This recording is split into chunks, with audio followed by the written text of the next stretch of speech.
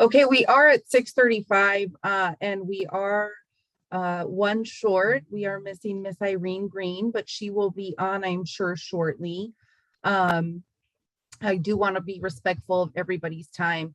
Thank you, everybody, for being here tonight. This is typically called Speak on It, and I know last week we did this a little bit differently, and it's even a little bit more differently this week, but I do want to do quick introductions real quick. Obviously, I am Anika Walls. I am your Vice President, Representation and Organizing. And I would like to, I'm just going to go in order that I could see. I'm going to go down to, pass it down to David. You want a quick intro? Yeah, David Jimenez, Vice President, Secretary, Treasurer. And I'll kick it to Bill Hall. Thank you, David. Bill Hall, new position, board chair after the changes of last Saturday. And I'd imagine there's a lot of questions about that and other things that are happening. Thanks. So when Miss Irene Green gets on, we'll let her kind of say hi and introduce herself. So obviously there's a lot going on right now. And, you know, we wanted to come have this call in the fashion that we're having it. So that way we can answer as many people's questions as possible. I did, however, want to go over, because I think there's some clarity that I believe we should clarify some things. And so I'm kind of just going to go over those, right? So there's a lot of talk right now. Oh, and sorry. So typically we go announcements. So I'm kind of just going to dive right into it, right? Waste no time. I didn't have any Ask Anika questions, so we're kind of missing that too. Okay, so that I'm not sure if just know it's kind of hard to believe that nobody sent in a question, because normally we have a couple, but you know, we didn't have any, not that I saw. So okay, straight into it. So I wanted to make some things clear for everybody. So the vice presidents, you know, suspended Richard. There's a little bit of argument in terms of, you know, were we suspended first? And I wanted to just kind of get that in the air, that there is no policy file for the president to suspend the vice presidents. There is, however, policy file that allows for the 3 vice presidents to suspend the president. And so when Richard tried to erroneously suspend our membership, he didn't do so appropriately. And so therefore our suspension, or the one that he tried to issue, was not valid, was not legal. And the way that the 3 vice presidents enacted their powers together, you know, given some of the kind of gross negligence that we saw happening, and those kind of 4 key points, right? The reasons for us choosing to suspend Richard were essentially for, you know, dismantling some of the democratic ways that our union works or is supposed to work, you know, by not holding board meetings and no longer discussing as an executive committee to take information to board meetings, hiding information about legal capacities that were happening against the local, and, you know, the inclusion of the executive committee on making decisions on those things when he is a named party. A little bit of conflict of interest there for all the decisions to be made by a named party. Also trying to suspend us, right, from our union membership without a hearing and against corporate law.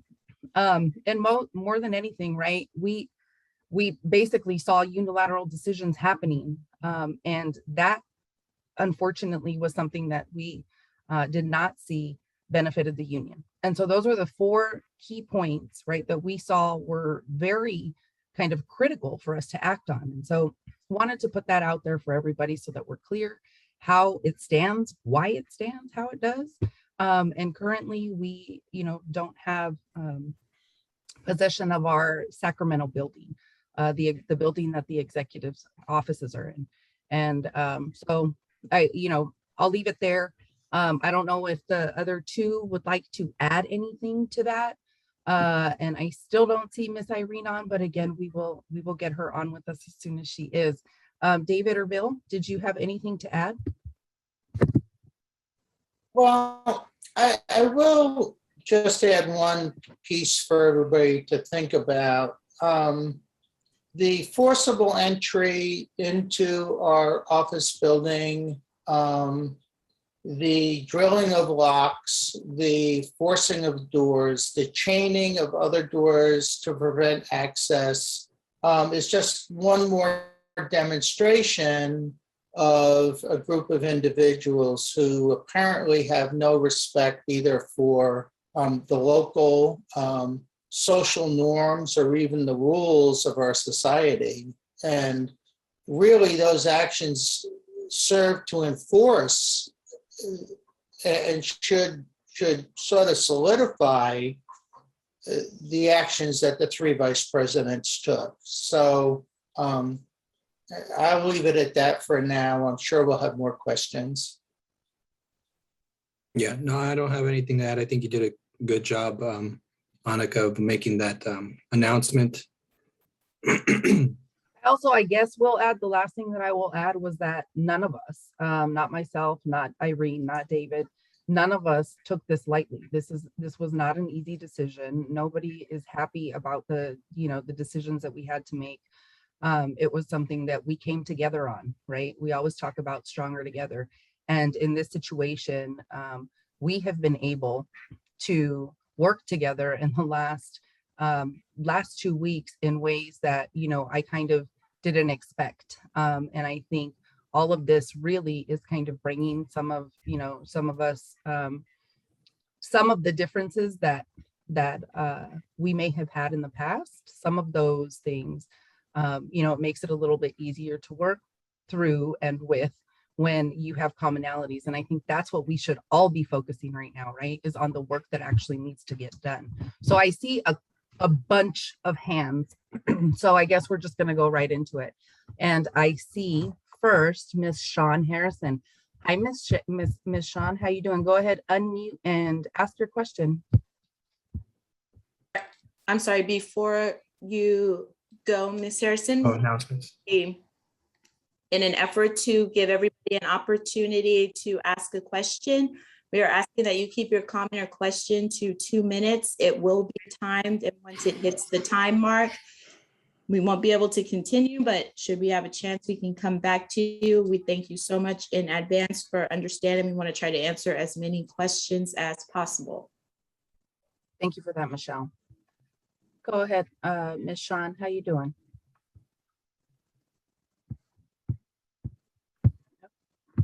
Let's see.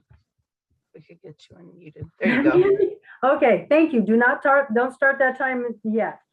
So I am Shawn Harrison, and I've been a member for 20 years, and I became a steward in 2004.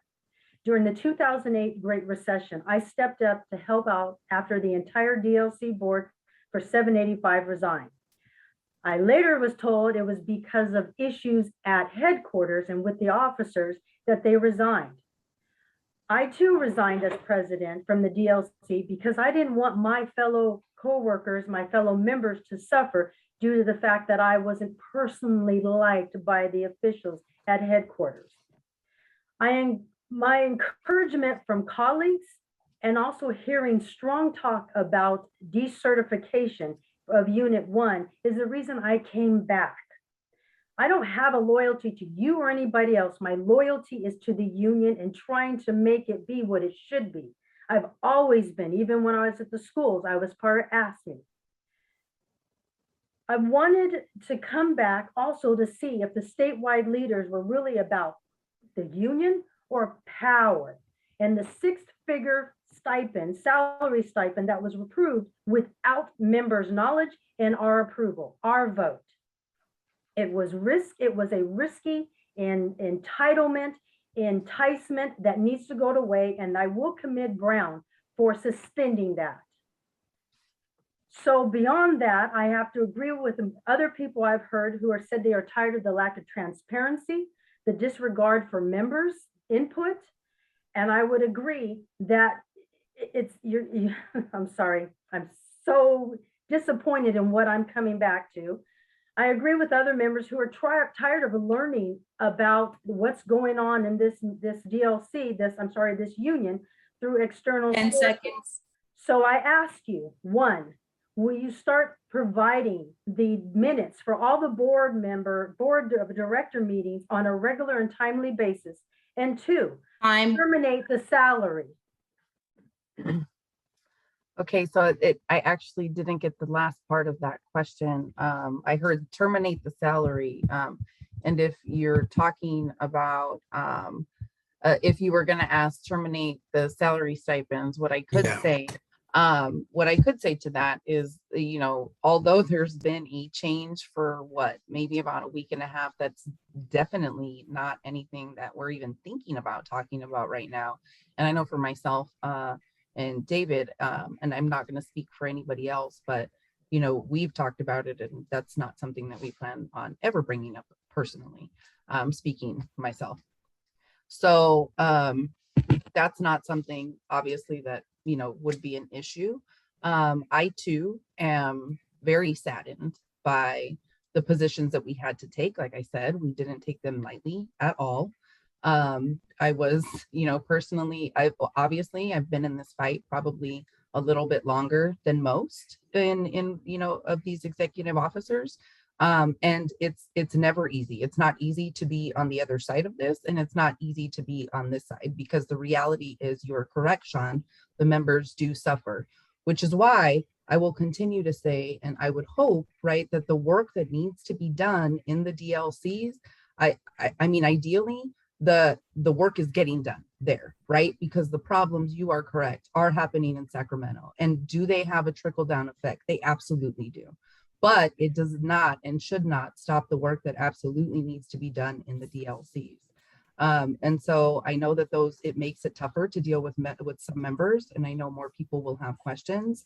But we are kind of doing our best, and, you know, kind of riding these turbulent waters as best as we can right now, in the best interest of the members. Unfortunately, you know, having all the power in one person's hands, as we can see, it doesn't matter if it was, you know, our previous administration, and it doesn't matter if it's Richard. Power in one person's hands is not the best. And I think right now we're working through that, and we're working together. And I think that's what's important, because we obviously weren't able to do that to the full capacity of our duties, not even with Richard. And that was very unfortunate and unexpected. So I don't know if David or Bill has something to. Just real quick, add to to touch on the minutes or the transparency. So I do believe that moving forward, we will discuss, but I think that I would strongly encourage that we move forward in a way to post minutes of the board meetings on the website for members to view. And just to note that, you know, I don't know if there have been any posted since from the emergency ones, you know, that we've had, like when we approved the UAW contract, and not sure if those are up or not, but part of the problem why that might be is because of the fact that the meetings were never called to order. And so they don't take minutes until you call the meeting to order. So that's why there may be a lack of minutes up on the website from the meetings that were called by Richard. So just wanted to note that, but we definitely did have a full board meeting this past Saturday, and there will be minutes, and I will encourage the rest of the executive team that we continue with a pattern of transparency and post that on the website. Thank you, Sean. I have all right. one thing to add for this real quick, and it'll be brief. The new position of board chair was not created with any stipend. I serve at my state salary and do not receive any additional compensation. So just for the record, and more will be coming out about the changes that we made last Saturday. So I've heard that that's an issue. Thanks. Thank you. All right, it looks like Mario, you are next. Hi, Mario, how you doing today? Go ahead and unmute and ask your question. Okay, my question is for Mr. Hall. I'd want to hear from Annika, and I do not want to hear from David, respectfully. Mr. Hall, how much the CIU International and how much has the Democratic National Party been involved with your efforts to suspend President Brown? Thank you. Okay.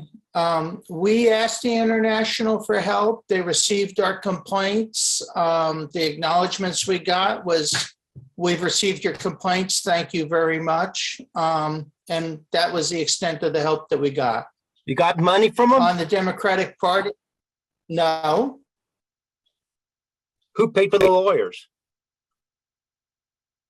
You? Well, we raised a lot of money on our own. I did write a check, a fairly substantial check out of my pocket. And we have a very good lawyer who is doing the right thing. And then the other part of your question was the Democrat headquarters in Sacramento. And they were very gracious in allowing us to use their space on 2 occasions. Isn't that a conflict of interest to use Democratic National Party? They didn't think so. Well, I do, as a member. We should be involved with their politics, Mr. Hall. And who voted you as chair anyway? I never did.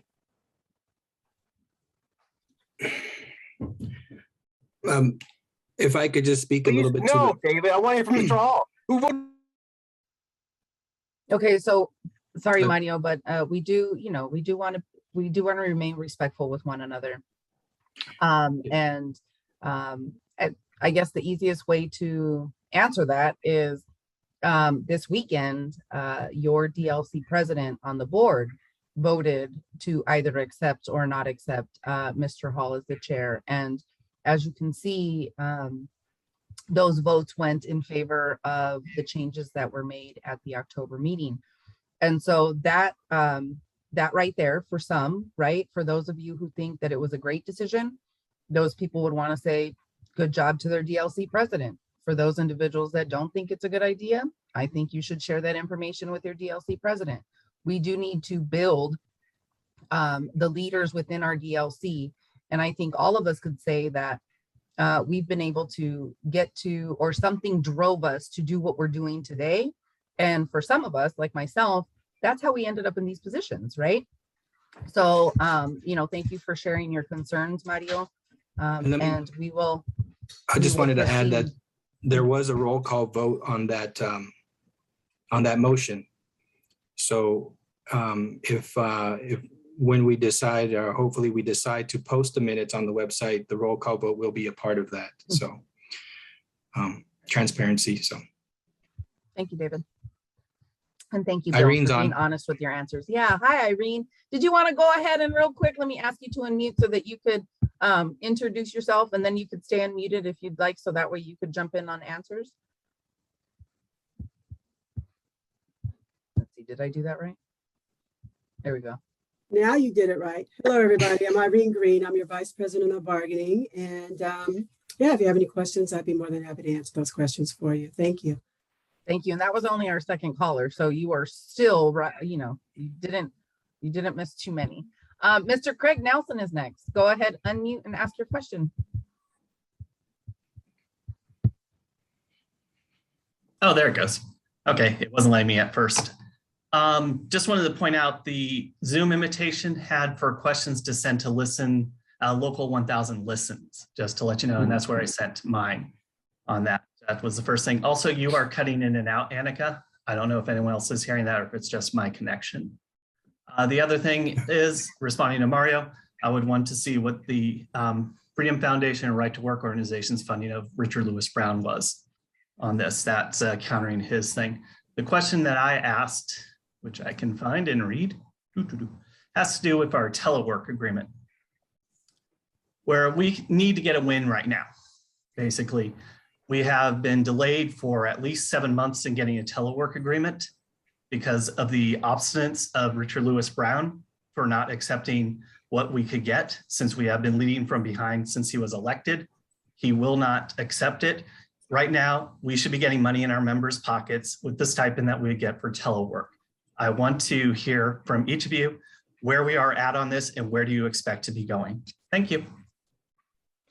So Craig, we may actually all have kind of the same insight because we're kind of at the same spot, right? Which is that we did send the survey out to our members, and overwhelmingly the majority of people who participated in that survey, and I will acknowledge the fact that the scope of that, right, we could have, more people could have participated in that for sure.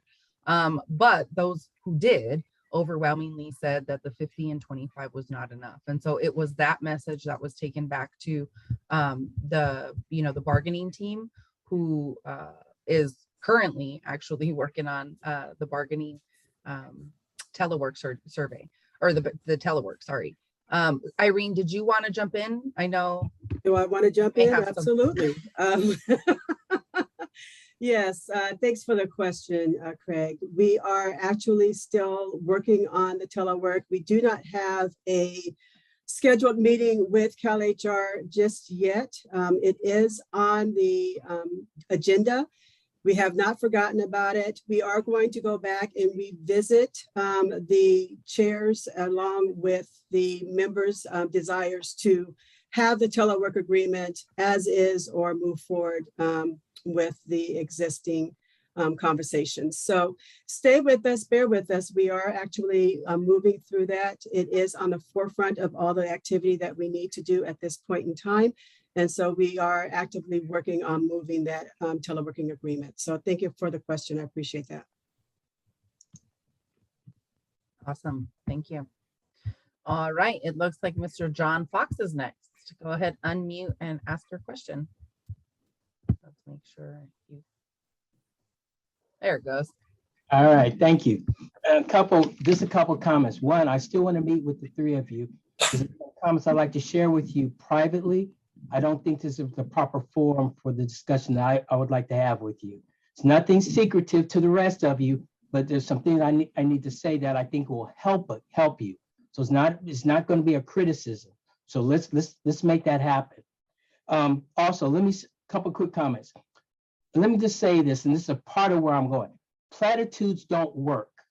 We all know we're supposed to work together, blah, blah, blah, blah. And every comment's made is right on point.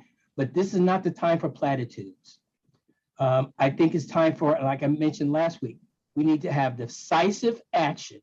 Because let's be honest, I'm gonna be very frank. You're suffering from an appearance issue.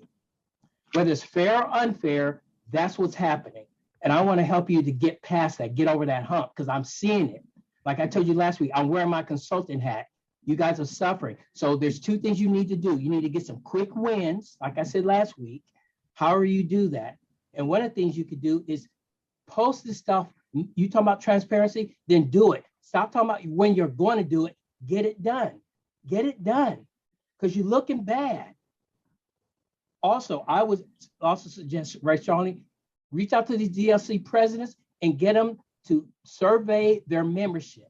Because that survey that you referred to, Annika, it's kind of weak. Okay, let's redo it. Let's find out where the membership really stands. Those are some quick wins that you can do. These are things you would do right away. You do it quickly, reasonably quickly, and you can get some wins. Because right now, it's not. 15 seconds. Right now, we're looking pretty bad. So contact me. Let's get together. Thank you. Thank you, John. I really do appreciate, I'm sure we all really appreciate the invitation.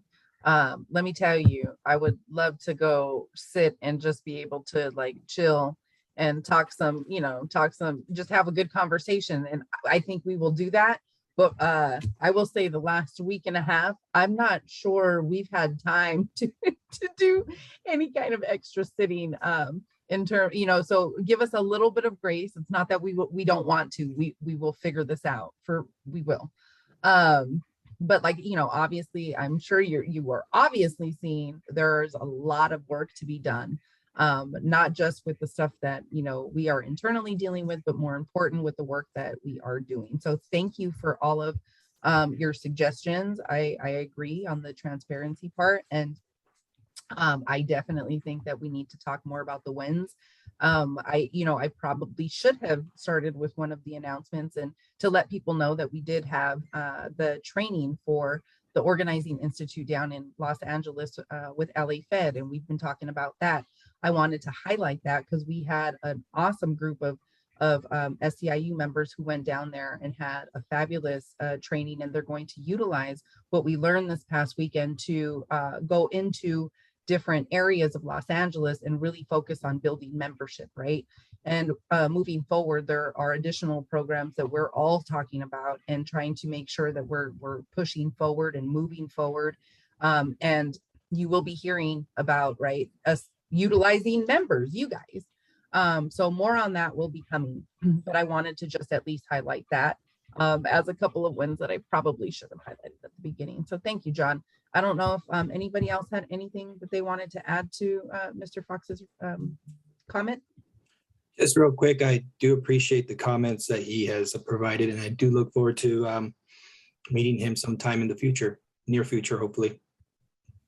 Yeah, officially, right? I see Mr. Fox on here all the time.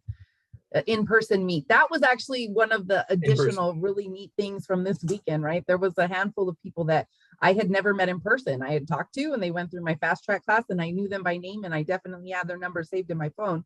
But there's nothing like a one-on-one conversation with somebody that you've been in person versus, any other conversation. So anyway, I'll leave that there because we know how important the one-on-one conversations are, right? So sorry, a little organizing plug there. Okay, Mr. Michael Gus, go ahead, unmute and ask your question or comment. Let me make sure you can unmute. Hello, can you hear me? There you go. Yes. So first I want to commend Acting President Jimenez for a very well organized board meeting that followed Robert's Rules of Order, and all of the board members for the respectful discussion was had, and you, Vice President Walls, Chairman Hall, and Vice President Green. Second, I think that we need to acknowledge that there were some things over the 8-month reign. On August 25th, Richard Wake and myself were threatened with violence. On September 15th, Teresa Taylor was threatened with violence. And then again on December 8th, Richard Wake was threatened with violence by the former president. That's not acceptable, period. And it's on our website for people who don't believe it. Go and watch it. It's not acceptable behavior.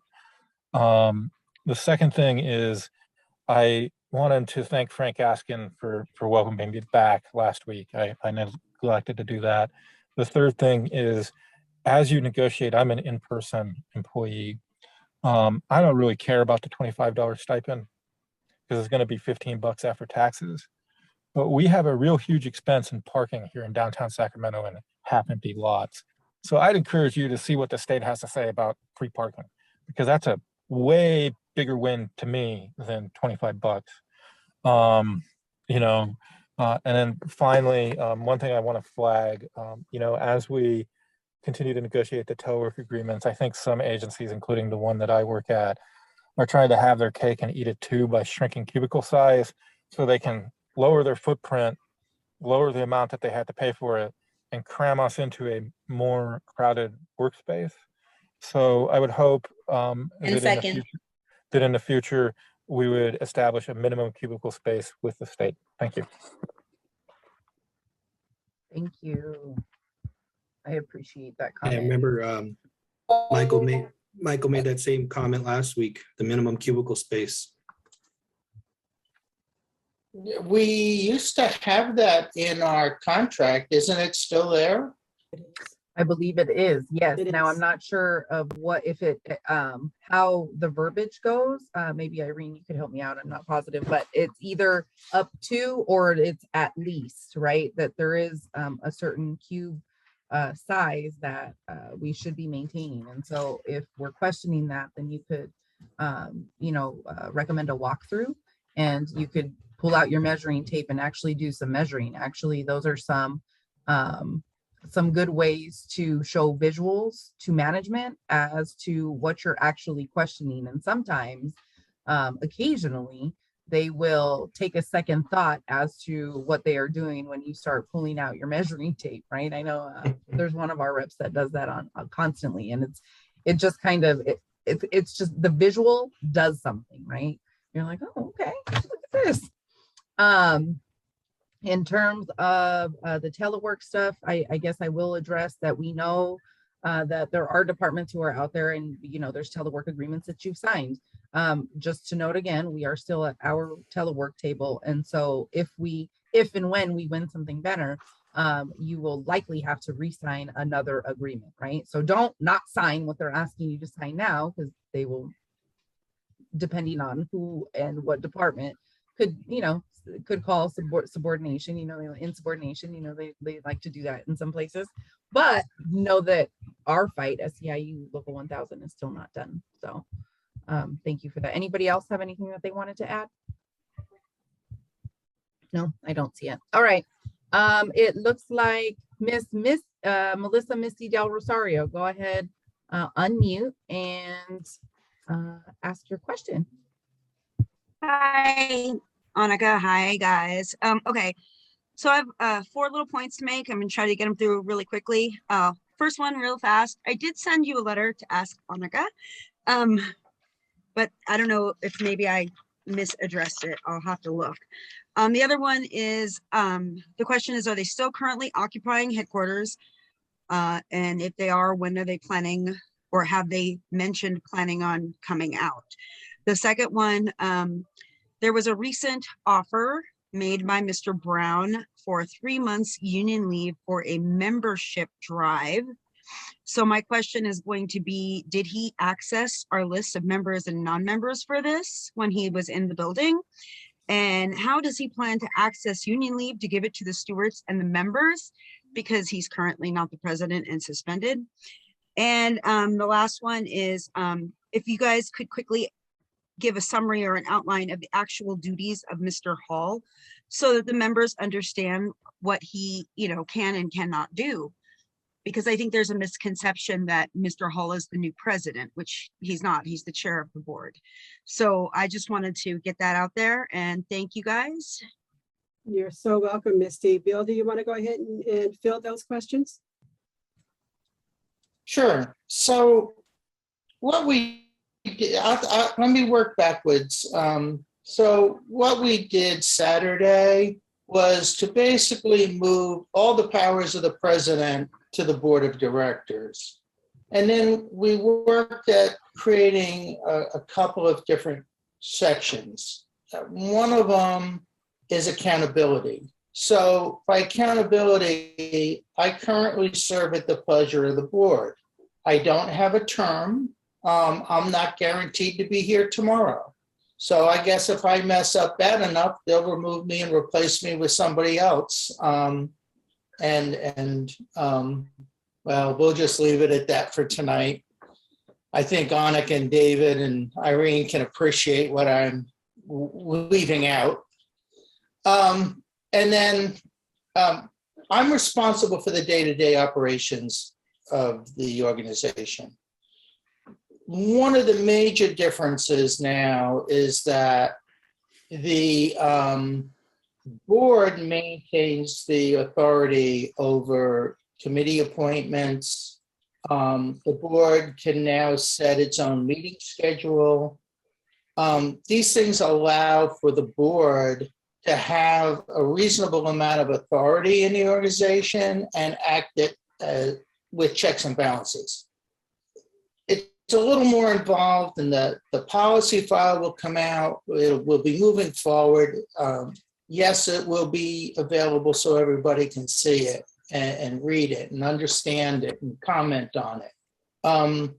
The idea here is to move us forward in a way where no one person can cause the type of harm that we've experienced over the last 8 months. With that said, and my focus, Annika, were there other questions that I should respond to? There was a question about go ahead, Go ahead, Annika. Yeah. Go ahead, my dear. She asked a question about whether or not they were still occupying the building and what efforts we were taking if they were to get them out, I believe. Did I hear that correctly? Yes, you did. Okay, so we'll talk about the building briefly. Yes, to our knowledge, they're still in the building. We did go to court today with a temporary restraining order. To my knowledge, it was not heard because the judge assigned was on a jury trial and there were some complications with the jury trial. Again, I'm going to go back to, it's unfortunate that we have a small group of members and that group is hovered around 6 to 8, who have chain doors closed, drilled out and changed locks, and have severely disrupted the ability of staff to function, and is causing us to make some very unusual arrangements so staff can continue to do their work. Right. When will this end? Oh, We're sorry. not. Yeah, when will this end? We're not sure at the point, this moment. What I do want to say to everybody is that along with our chief of staff, along with the input from other staff, your leadership team, which consists of, myself and Irene and David and Annika, one of the things we've been constantly trying to do is both problem solve, but also be concerned for everyone's safety and not escalate things. And by escalate, I mean, like, we have choices around our security. We're concerned about those people's well-being as well as ours, our staff's, and we don't want to escalate or put anybody in harm's way. And that's a really, really tough place for us to be in. We've had hours and hours of meetings, discussions, updates. The Saturday board meeting was interrupted with updates throughout the entire day. Staff and your officers were engaged fully the whole entire day on Saturday and continued into Sunday, Monday, now Tuesday. So we're trying to deal with this in a way that nobody gets hurt. We don't escalate anything, and we no longer give the group occupying that building any real communications. We're not giving in to any of the demands that are ever changing and escalating. I hope that explains the building aspect at the moment satisfactorily. And we are desperately working to appropriately, legally, and as adults in the room, regain our control of that structure. Thank you, Bill. Yeah, and I will just want to say it officially. Although there is a disruption, staff is still finding a way to get the work done. So our staff is still working.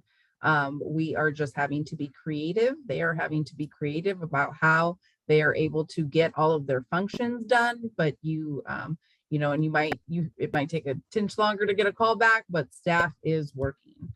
Ms. Dalia Jaramillo, go ahead. Well, before you move on, okay. Before Misty had one last question regarding, I believe it was the union leave information that Mr. Brown sent out earlier. Yep. So I do want to let you know, Misty, that we did learn about this email this afternoon. It is an unauthorized email to our members using our union's mailing list. I do let you know that his access to our accounts have been suspended, but this is a violation of your privacy. The actions that are taken were not discussed with your elected board of directors, nor with our executive committee. And it's another example of Mr. Brown's disregard for our democratic governance of our union. So if you are considering that email, I'm asking you to please ignore the contents of that email or that text or the Facebook post or wherever it is on social media. It is not an authorized notice from your SEIU Local 1000. You're correct. Union leave will not be issued for an additional 3 months, right? Unfortunately, Mr. Brown, President Brown has lost the powers to issue union leave and approve union leave under the current suspension. Therefore, if he is promising you that he will sign that and get it done, unfortunately, he cannot right now. And so please do not risk your livelihood because most likely you will, your department will consider you AWOL after a certain number of days that you are not at work and not getting union leave for that. So very, very thank you, Irene, for bringing that up. That would have been a doozy to miss. So thank you. Okay. Dalia, let's see. Go ahead, unmute and ask your question or comment. It was good to see you this weekend. Let's see. Were we able to unmute you? There you go. Okay, thank you. I was just waiting for that little button. Hello, my sisters, my brothers, my fellow state workers of SEIU Local 1000. And I want to thank the leadership team, all of you, for having this opportunity for all of us to be able to ask what's going on. And so my questions, and I wrote them down so I'd be kind of quick. One, do we have a budget for Local 1000? Two, if we do not have a budget, when do we anticipate having one? Three, when will DLCs get to know if their proposed budgets were approved, and when can they start, getting swag for members and so forth? And then 4, regarding transparency and emergency meetings, it would be nice to know all of the emergency meetings that were called, which were called to order and which were not real meetings because they were not called to order.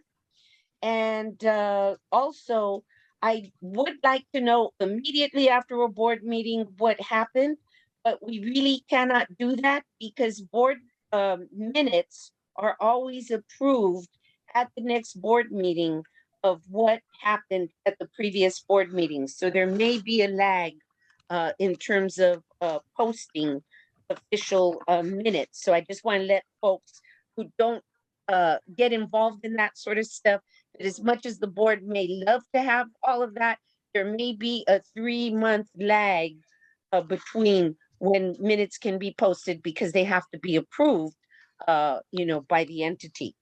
And the last thing I would like to say is that, we really are at heightened emotions, but if we want to be angry at somebody, let's focus it on the bad bosses who are violating our contract. Fabulous. That's a great way to end. Yes, I would agree. We need to focus that energy on the bad bosses or the bad managers for sure.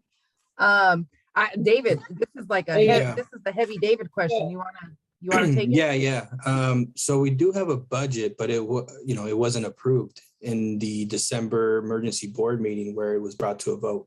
So there is a budget. It was not approved, but it's being tinkered with because honestly, that budget was created with the input of Richard Brown only, and staff created it based on his input. I didn't have a say in the local budget. So it's being retinkered. Staff will be adjusting the big contentious issue about the revenue projections for all those that may not have remembered that, but that was a big issue, at least one of the big issues that came up at that emergency board meeting. So that will be redone and submitted for board approval in another emergency board meeting, which I think we're lining up pretty soon this month. I don't want to put the date out just yet because it hasn't been announced yet and it may change. So I won't go there, but it will be this month. And that's what the agenda will focus on, the local budget. one of the items at least. And as far as DLC budgets, because you mentioned DLC budgets as well, so you could reach out to DLC Finance, and they will be able to respond to your question about if everything's been submitted properly, your minutes from your DLC general membership meeting, approving your DLC budget by the membership and the worksheet. And if you have an inventory in your DLC, then the inventory list. If all that's been submitted, then DLC Finance will be able to get word to you about if there's anything missing or anything like that. And if you like, you could always CC me. And although I do have a lot of emails regarding not just the DLC, my regular secretary treasurer duties, I will follow up and make sure that we do get a response from you from DLC Finance. I think I think that was it. She did mention the transparency of which meetings, just so that she could know what meetings were valid and which were not. I think it's safe to say that all meetings prior to this Saturday's would have been quote unquote, well, it depends on what you consider valid. Did the president call them? Yes. Did he ever officially call them to order? No. So I would argue that, yeah, they weren't official meetings and there were no minutes for any of those that I'm aware of. I'm not even sure he had people taking minutes. I'm not positive. And I think that was all of it. I'm not sure if I forgot something. I think that was all of it. Okay. And thank you actually for highlighting the fact that, yes, we approve board minutes, the meetings for the minute at the next board meeting. So we will either likely have to readdress how we do that. But right now for policy file, that is how it's done. And so thank you for mentioning that so that people know the process. That's always important, right? There is a process and for people to understand it. Thank you. All right. It looks like Bevan Dawson is next. If you'd like to unmute and ask your question or give your comment. Thank you. It's mostly just comments. I know that a lot of what you guys might be hearing is a lot of negativity. There's probably, the people who are the angriest about what's been going on recently are the ones that are going to be the most vocal. Luckily last Tuesday and this Tuesday, honestly, I've been kind of surprised that doesn't seem to be the case. There are a lot of people standing up in support with you, and I wanted to do that as well. I support what you guys have done, and I wanted you to know that. You keep saying that it was a hard decision, and I understand that it may have been so, and the optics with having to say that and everything, but I kind of don't think it should have been a hard decision, because when you have a bad actor in the chair, I don't really care what the vote was. Everybody, can be taken in by a guy. Somebody can say all kinds of things on the campaign trail, and then when he gets in the seat, he's not doing what he should do in that office. He's taking bad actions. And when that happens, it's important that the people in the position set up as checks and balances step forward and do something about it. So I really appreciate that you have. To some specific points, I support redoing the Telework Survey and potentially other surveys that you guys might be acting on. I personally was worried when I got some of those surveys because paying attention to the way they were worded, they seem to be worded in such a way to get a specific response, or like they might have been made in bad faith to confirm a bias, or that the results would have been spun in a certain way. So I personally didn't take part in a lot of them. I did respond to some, but there were others that I was like, oh man, I feel like if I respond to this in any way, it's going to be used against me or used against my point, right? So I would be interested to see if the results changed when people had more faith in the people who were receiving those results. 5 seconds. Okay, I guess that's it then. Thank you for your comments. In terms of, even your opinions on redoing the telework survey, that could potentially, obviously something that we could potentially talk about doing. I did also want to highlight, right? Yes, Richard got voted into his position to be president, right? And yes, the checks and balances are there for a reason. I want to highlight that myself, David, and Irene, twice in her case, won the statewide vote as well. And this organization was never meant to be ran by one person. It was meant to be ran by its members, right? That's why we too are members and not a part of staff. And so It's important to note that, you know, yes, he was voting into his position, but he also unfortunately was making unilateral decisions. And so those checks and balances did exist for us. And you know, it was meant to be an organization ran by more than just a member, but membership, by members, right? And so I think that's what we are now trying to do. And I think we're doing it pretty good for now. Right now, I expect us to get much better. We are very new at this. All right. Mr. Paul Wegner, if you'd like to unmute now and ask your question or give your comment. Hi. Why is there music? Should I start? There's weird music going. Go ahead. Okay. Sorry. So I just had three things. One, I want to give a shout out to Michael Guest from earlier. So I really like on these calls hearing from members from issues that don't get talked about a lot. A lot of times these talks get boiled down in either raises or I don't like this or I don't like that. So it's always nice to hear actual issues like space concerns get brought up. The other thing too is that, you know, I'm not so much concerned with who's in the leadership position and who's not. Like my opinion is always that the union is us. It's not the VPs. It's not the presidents. It's us. It's all of our union. We all have to fight for it. The main thing I want to bring up is the telework. So this is something that's causing a lot of stress, a lot of anger, a lot of frustration, all of the, you know, negative attitude words you can throw out there. And I understand that this current discussion with the state is just centered around the stipend, which most people don't care about because after taxes, the stipend's not really going to amount to much. I think what most people want to see and what needs to come out is a union stance on an overall telework policy. Is there going to be language to ensure full-time telework? Is there going to be an appeal process? So if you feel like you've been unreasonably denied telework, you know, things of that nature. I think, you know, even if we're not in a position to fully bargain that right now, I think people just want to hear from the union that, yes, these are the concerns. This is the language we're pushing for in that contract. This is the appeal process we want. Just, there really has to be something that the union comes out with on telework and not just the stipend, but telework at large. And I think that's it for me. Thank you, Paul. Yeah, there's a phrase, right? I forget who I learned it from, but I loved it. You can't have a union without you or I, right? Woo! Kind of corny, but it's true. We are the union. Yes, we are. And thank you for your thoughts on the telework survey, or not on the survey, but on telework in general. Definitely something that I've made a note about, and I'm sure Miss Irene did too, and we could take that back to our team as David's writing something down. Thank you. I appreciate it. Anybody have anything else that they wanted to add? No? All right. Okay, let's see. Let me scroll up because I went down a little bit. Miss Joyce Wheeler Owens. Controversial. Uh-oh. Let's see. All right, Miss Joyce Wheeler Owens, if you want to go ahead, unmute and ask your question or give your comment, please. Let's see.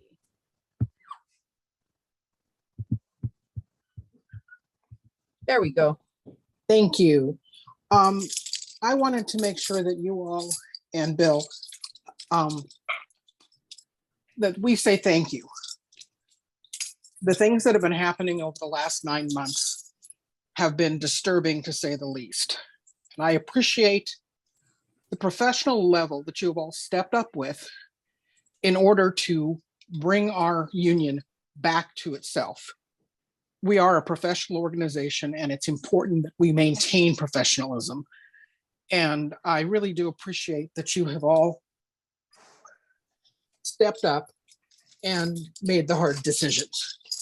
And for anybody who's ever sat on the board of directors, you understand decisions are not made lightly. And I really respect that you finally have all done what needed to be done. So thank you very much. Thank you, Ms. Joyce. All right, let's go with Miss Silvia Castro. You are next on the list. Go ahead, unmute. Ooh, I don't know what I did. Hold on. Ask you to unmute and ask your question or give your comment. Okay, let me see if I wrote it down so I can just stick to business here. I just wanted to also piggyback on the teleworking thing that, yeah, it is. We're kind of wondering when we're going to get a statewide one. And if we could, I can add to what Paul Wegner stated earlier, is that the another very important issue that I hope that they address is electronic monitoring. That's something that we really have to have language for, because it is happening and it's slowly creeping. Because I suspect it's because we don't have a finalized state one, but once it's, you know, set in stone or omitted, boy, it's gonna come down on us. So we need to have language about electronic monitoring. Be very specific on that.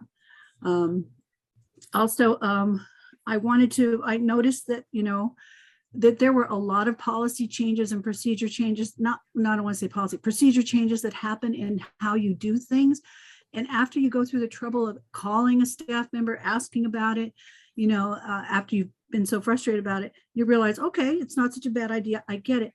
But please, we could eliminate a lot of that stress and probably ill will between staff and volunteers. If there's going to be a procedural or policy change, put it in writing, have a date of when it's going to start, and send it out to the members or stewards at first, all those involved first before it starts, so that we give us a heads up to know what to expect, instead of finally like that's not how it was done before. Why are you doing this? You know, people get upset because they take it personal. They think it's a personal thing. And so we could avoid all that if we just, you know, start thinking ahead. Don't change a policy or a procedure without letting the members know first of when it's going to start. 15 seconds. Okay. Let's see what else I've had. Also, I want to know what kind of power the members are going to have when you guys make policy changes. So I guess the easy answer to that, Silvia, is any policy changes are made at the board. And so those policy changes you would want, you would hope whenever the agendas come out and kind of the amendments that people put forward come out, that is the time that DLC presidents have the opportunity to have those discussions within their DLC with their members about the changes that are that they're going to be faced with at the next board of directors meeting. I will say that as of right now, there aren't any that I know of that we've gotten any. And you've heard us say that there will likely be another emergency meeting, but that will deal with things like David had mentioned earlier with the budget. Typically, like I said, those policy changes or the recommendations that we want, the recommended changes, you know, you guys would have an opportunity as members to discuss that within your DLCs. I agree that we could probably get a little bit more intentional and better at doing that from the top, maybe. So that way there's a place where all membership could see it, whether they have an engaged DLC president or not. But that would be a discussion that we will have moving forward. And then in terms of, I could guess as to what policy changes you may be talking about. I know when we originally did the change with the URC, we had been talking about that for a couple of months before it was actually implemented. If we're talking about the changes that were made within the URC in the last 3 weeks, that we have subsequently rolled back to how business was being conducted prior to President Brown making the overall directive, that was very problematic. And I think that for myself, especially, that was a huge issue, right? And so I do think that something like that definitely would have needed to be communicated much sooner and in a much more intentional way than it was done. And I think that's partially why we had such an issue with that directive, right? And again, it was a unilateral decision by Mr. Brown. So aside from that, I don't know of any other ones, but I agree that, you know, we should definitely over communicate. What I've learned through all of my I guess this election more than the other is that we do need to over communicate with you guys, and we will try and get better about that. We have had conversations about the need to over communicate, not only with each other, but out to membership. So thank you for sharing those thoughts, Silvia. Does anybody else have anything else that they wanted to add to that? I do. I think there's two things that I'd like to add to that tonight. First, we have, as a group, myself and the rest of your executive team, have absolutely heard about the desire for improved transparency.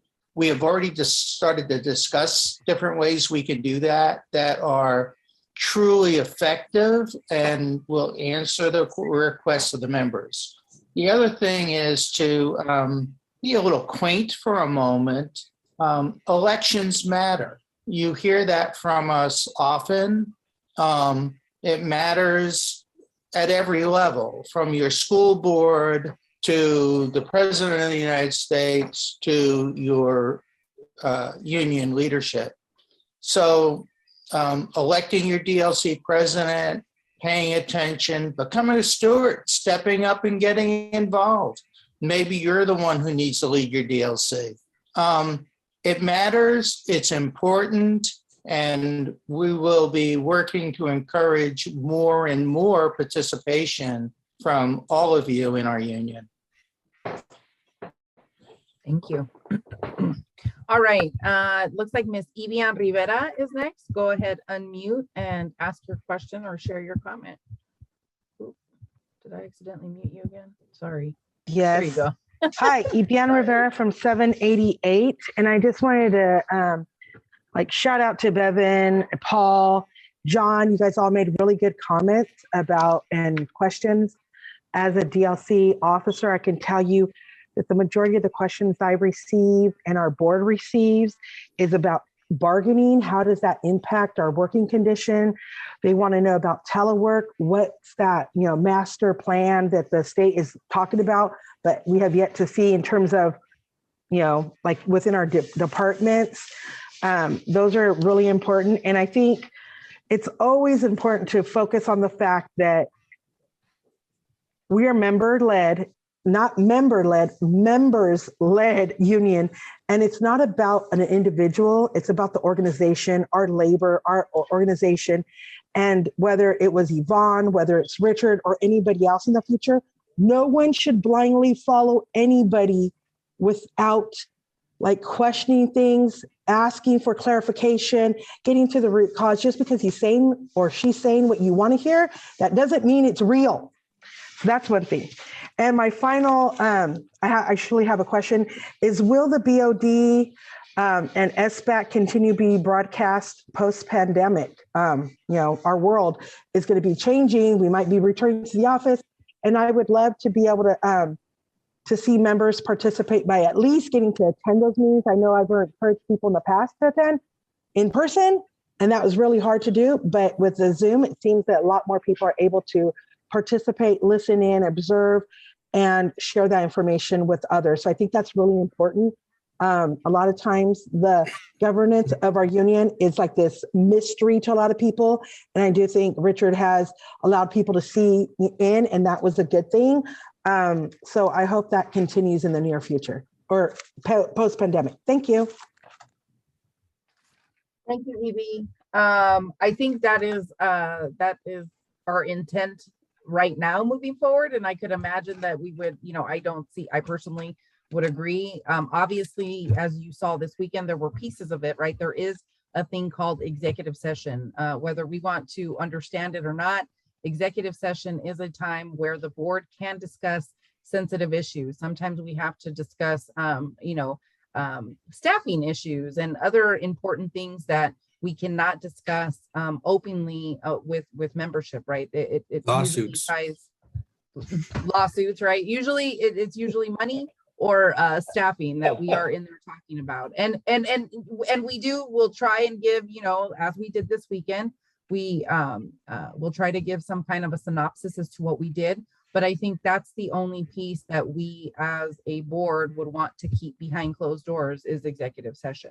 Other than that, it sounds, again, something that we would need to revisit and just make sure that everybody's on board. But I don't think nobody has had any quarrels about doing that. And I think it is a good idea, right? Richard had some good ideas.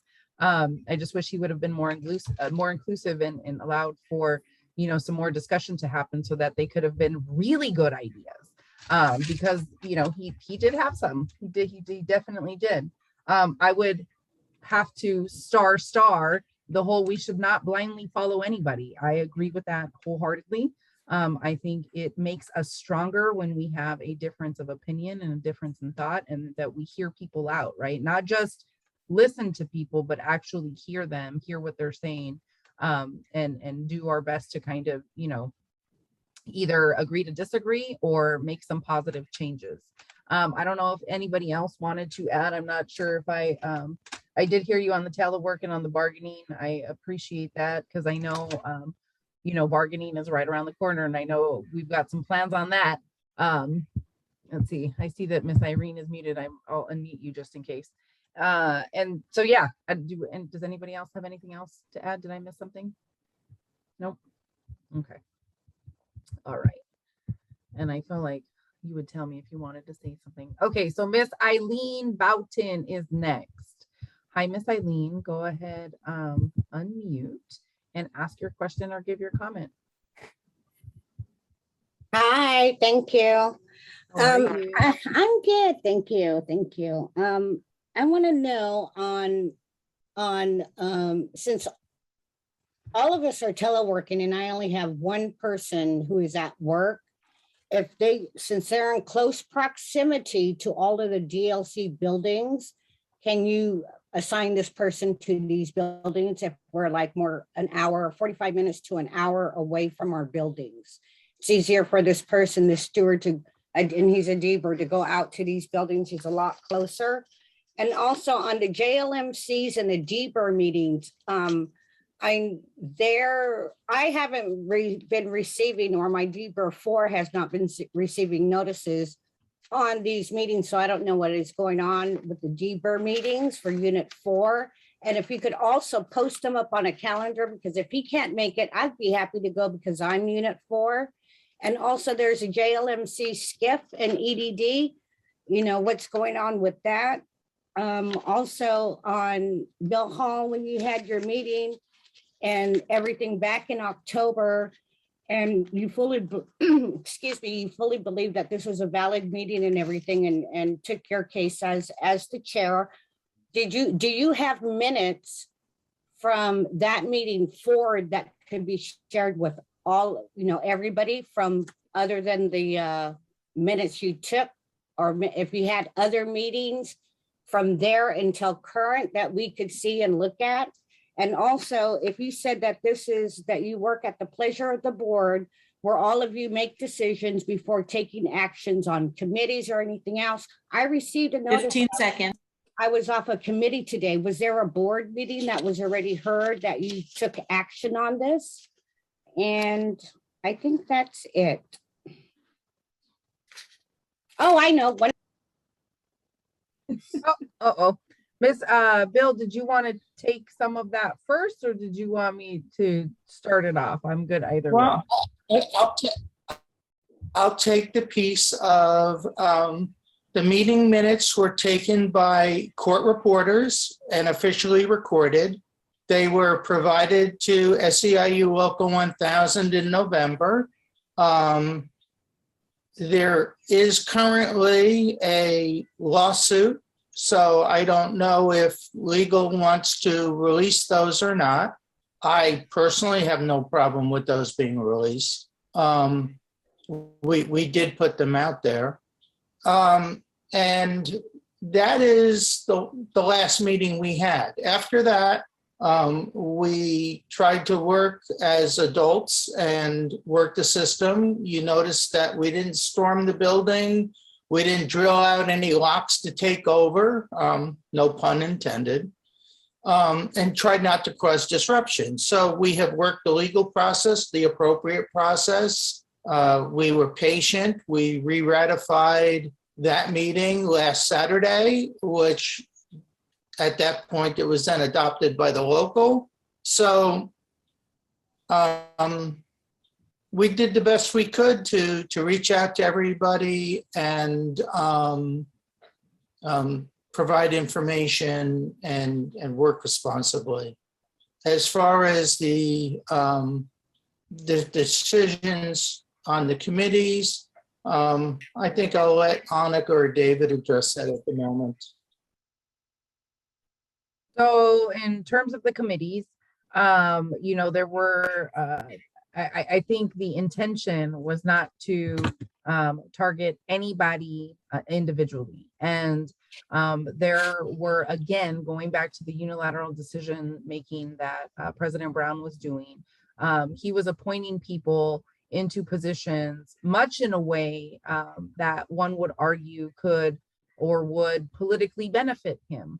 And so the executive committee did come together and say, hey, let's just start anew.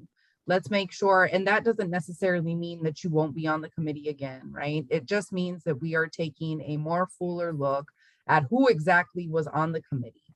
And so I will say, bear with us. Those, the appointments to the committees will be coming again fresh. And so I believe that in the discussion, the one committee for sure that we were going to leave alone was actually the Chief Stewards Committee. And that decision was made very intentionally because everybody on that committee, has been trained to do their duties as appointed in their, for the entire state. The Chief Stewards Committee, for those of you that don't know, here's some of the grievances that have been denied, and we are the final decision maker as to whether or not that will continue through to arbitration or not. And obviously, right, we have that legal piece that we are trained on, and we look at the case in its entirety. That because of those reasons, and because there's meetings scheduled for the Chief Stewards Committee to hear cases, we didn't want to further delay the work that needs to get done. And so that committee was untouched. So I think that's, did I cover it, David and Irene? I think you did cover it. David, did you have something you want to say before I jump in here, or did I just overtalk you? No, that's fine. I think it was the administrative committees, the budget and agenda that were wiped clean. Right. And then the other ones remain as they have been. But in the future, I believe under the new rules, the board will make appointments to committees. So, and again, not necessarily to mean that some of the people that were on there before may not come back, but the board will be making appointments to committees in the future.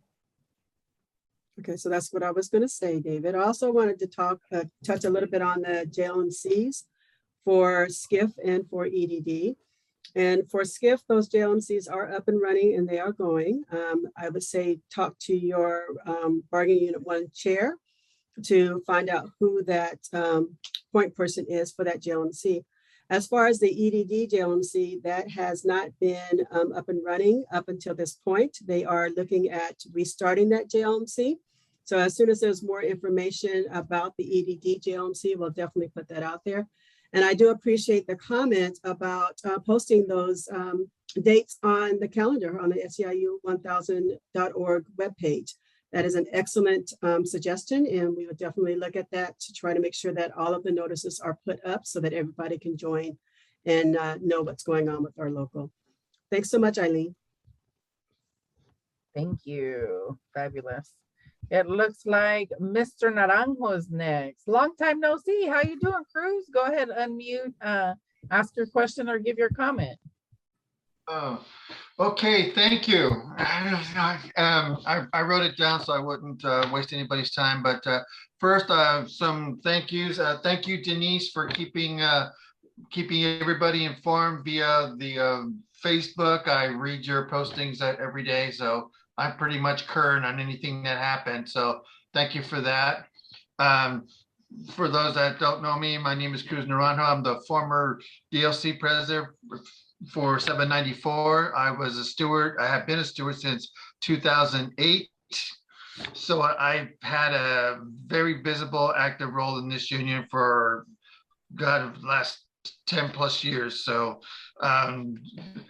imagine my surprise with the recent events, because that is a departure from what has been a democratic self-governing entity. So I'm glad we are taking back our identity on that front in terms of being a collective democratic entity where we self-govern. Through all the confusion and hostilities, for lack of a better term, I'm confused about what dictates we follow now. I thought it would be a smooth transition. Apparently that was not the case. With this suspension, are we waiting for some appeal? Is that something we're waiting for? Yeah, that's just a yes or no. Because I know there's obviously questions still, and I get the feeling that there's nothing confirmed or final. I would like to think it is. So that would be a question to ask or to have answered. The other is 15 seconds. Are there new directives forthcoming? Because we used to have steward calls. I don't see those anymore. There used to be protocols for advanced steward training. I don't know if that's still in effect. So, and COPE, do we still do that? So those are directives I would like to have clarity on. Just in time. So let's go quick. COPE, we still have COPE, yes. We encourage those people who believe in COPE and that are giving to COPE to continue to do so, because we still have there are still some expectations that we need to meet, right? In terms of the steward calls, yes, we still have those. We do them on Tuesdays now, not on Wednesdays at 7 o'clock. So we kind of expanded the steward call to start these past 2 weeks at 6 so that we could address some of the issues that we knew, were going to be contentious topics. So the new stewards calls are called Speak on It.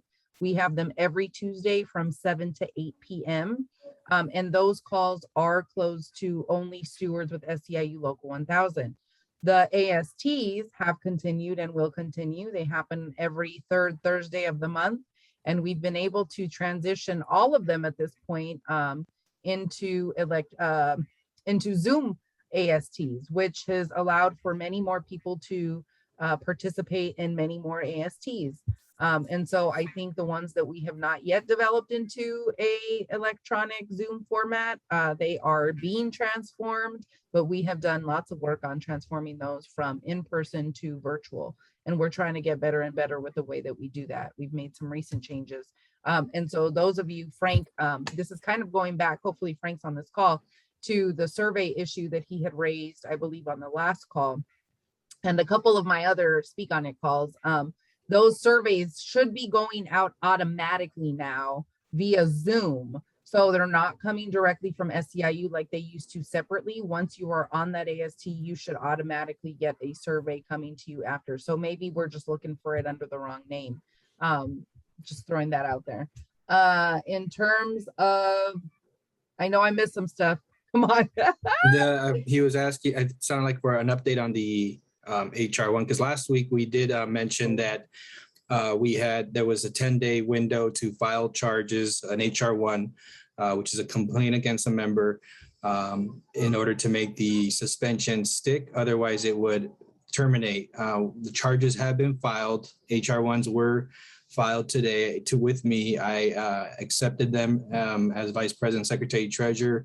They've been forwarded to Richard Brown. And the next step in the process is there's 30 days starting now to have a hearing. Well, we're going to first assign a hearing officer or hearing panel. They'll conduct an investigation, and they have 30 days to have a hearing. Then once that process is completed, the hearing panel or officer will make their recommendations, and the full board in a regular meeting, not an emergency meeting, a regular scheduled meeting, will decide, I guess, at that point, and they have a couple options. They could accept the recommendations from the hearing panel, amend it, or defer it, or pretty much throw it out. I believe those are the three options. Did I pretty much get that right? So, go ahead. I think you're close enough for tonight, David. I just wanted to add one piece, and that's that we have policies and procedures in place. We also have the California Corporate Code, and Mr. Brown is entitled to due process. And that means a fair, reasonable process. And Mr. Brown will be given a full due process as we move through this. And because of that fair and due process, that takes a little bit of time. So this isn't going to be resolved overnight. Irene, did we get it all? We did get it all, and Bill actually followed up with what I was going to follow up with, so we're good. All right. Okay, fantastic. Let's move on. I will note we got about 5 minutes left, and we will be we're going till 8 tonight. Miss Angelica Torres, if you would like to unmute and ask your question or give your comment.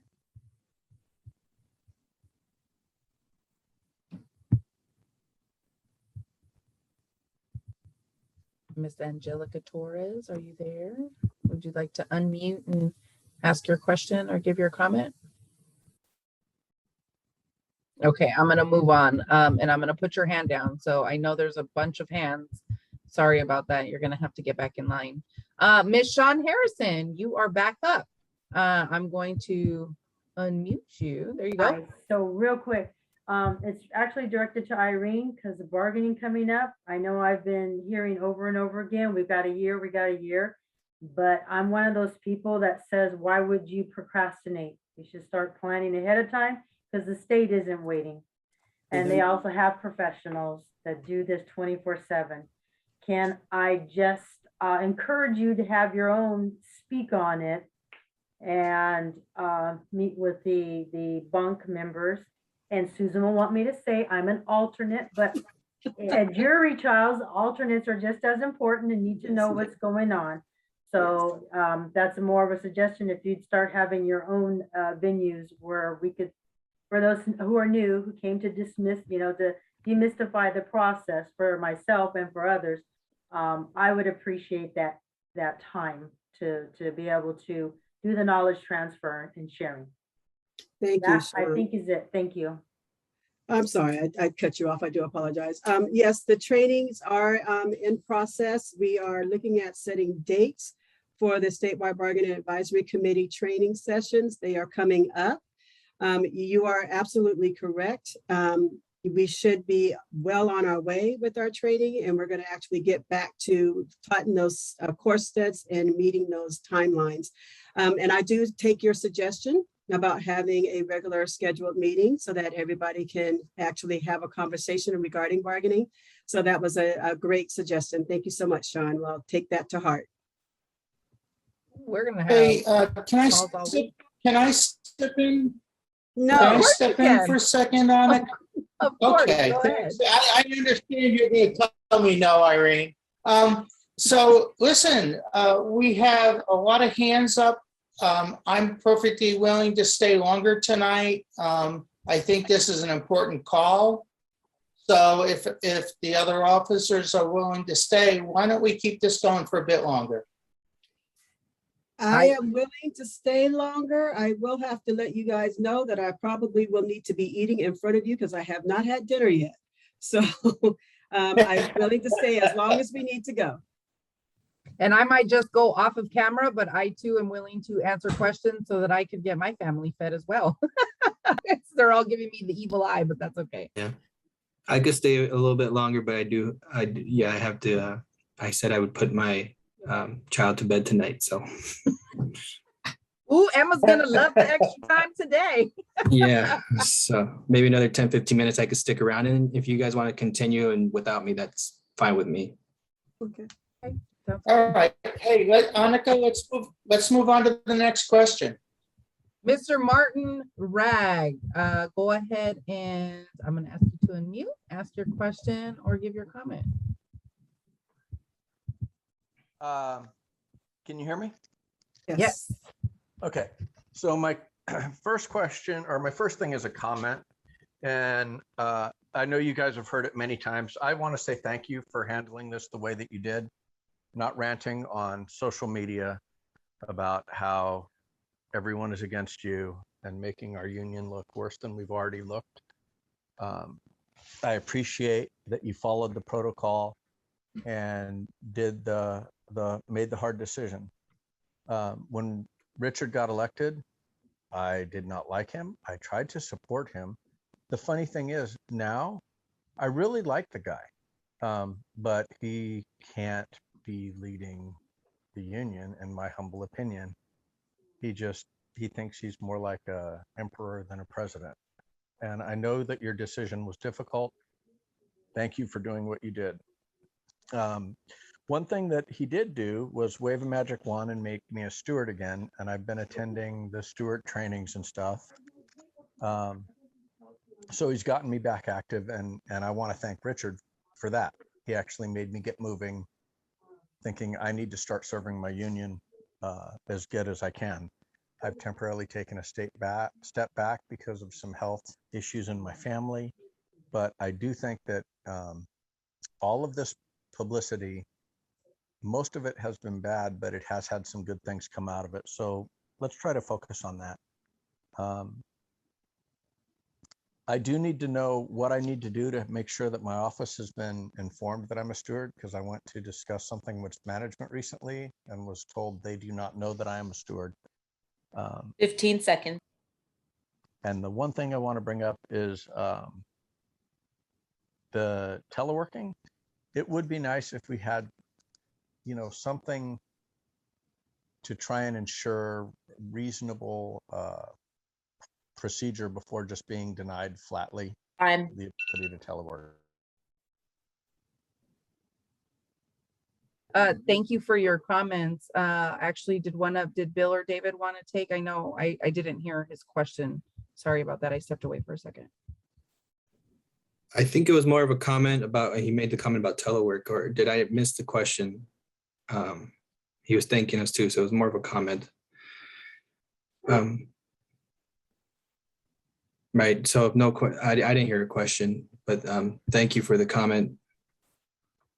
I did hear the beginning of it. Yes, thank you. I appreciate that as well. All right, Mr. Brian Burns, go ahead, unmute and ask your question or give your comment. Yes, I have a couple questions. So it's about kind of the telework. I'm trying to put together a town hall meeting and try to engage our members and because the telework agreement, we talk about bargaining, it needs to be in place by October of this year with the new state administrative manual updates in October. I mean, it's 12 years in the making. Could the union attorneys put together a presentation of how the state administrative manual and then what language we are gonna propose and talk about, and then have that presented to the members, and then potentially have all the members talk? Because the biggest thing that I hear from members is management's allowed to they're allowed to determine who teleworks and who doesn't. And that grievance in our agency says it refers to your union memorandum of understanding. And you go to our union thing and it has nothing about how to do telework in the grievance process. So there's just a lot of inconsistencies, and the managers just kind of saying, all right, we're not going to even worry about it because we had the discretion not to allow teleworking. And that puts up a lot of frustration on people. When I hear people say that we all telework, yeah, we don't. So another thing, I'm a new steward, and do I still get, because Richard changed all the steward stuff, do I have to go through steward training again? No.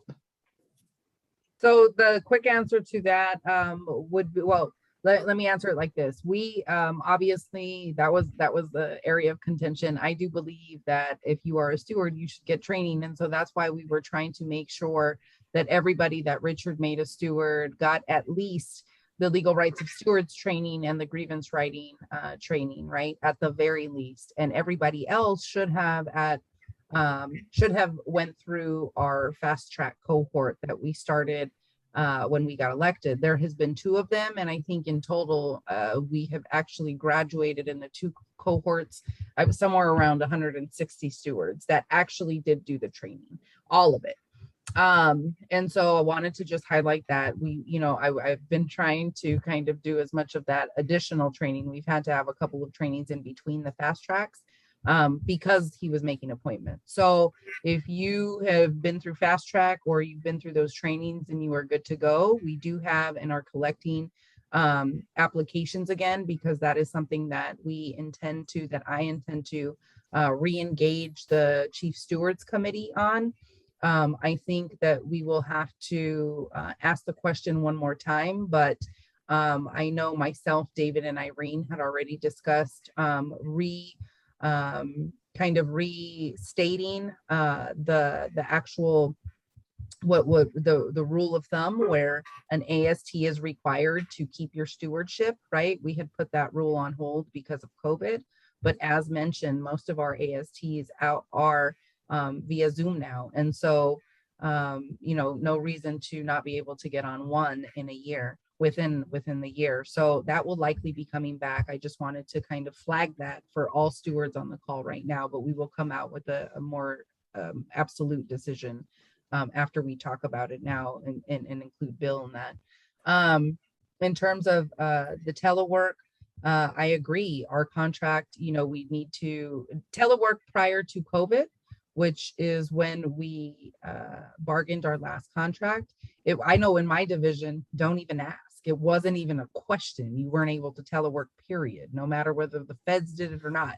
And that dramatically changed from night to day once this pandemic hit, right? They found a way to send us home with equipment. And oh, by the way, within that, they also had us come back and get better equipment, right? So we could have we could telework at home a little bit longer and make it better for the department, the division to do what they do. So there are some definite things that I'm sure are on Irene's radar for, when we're back at the bargaining table to address how, Miss Eileen also mentioned electronic monitoring, I think it was. Forgive me if it wasn't Eileen.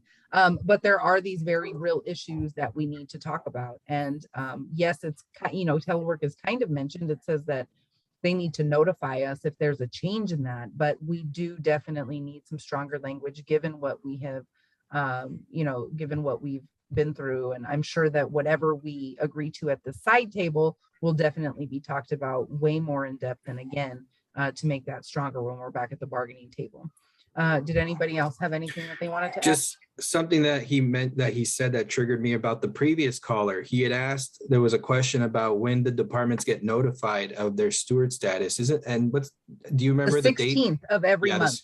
It's the 16th of every month. The departments are notified of who is a steward. Occasionally there's like a hiccup and one person doesn't get on that list. If that's the case, and forgive me, Tom, I know there's someone that I actually need to get back in touch with, but occasionally I'll have to send an additional letter or email saying this person is a steward, and then we get the official notice to go out during that time. But it should, all departments, the LROs should be noticed as to who is a steward in their department / division every 16th of the month.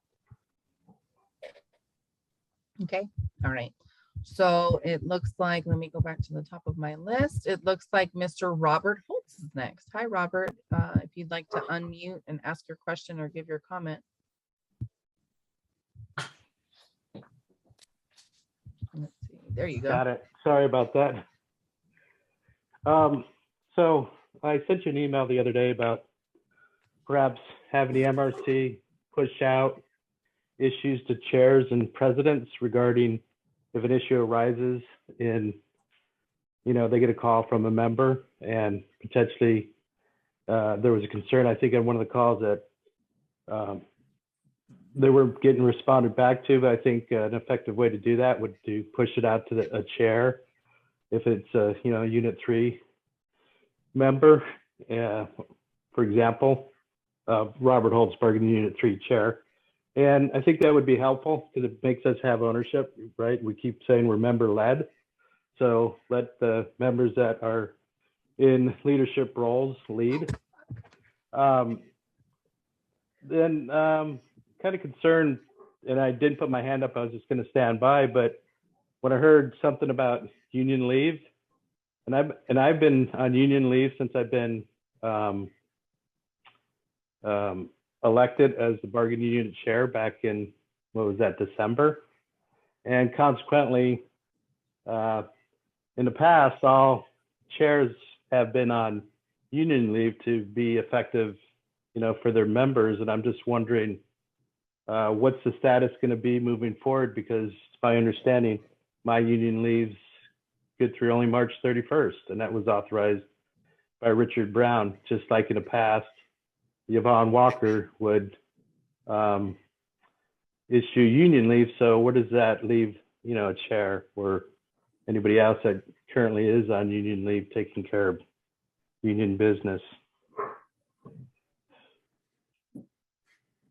So what I will say to that is a piece of the directive that came out I thought was fantastic, and it should still be happening, which is the calls that are coming into the MRC when there are issues, as you had stated, those are now an email is being generated to the DLC presidents.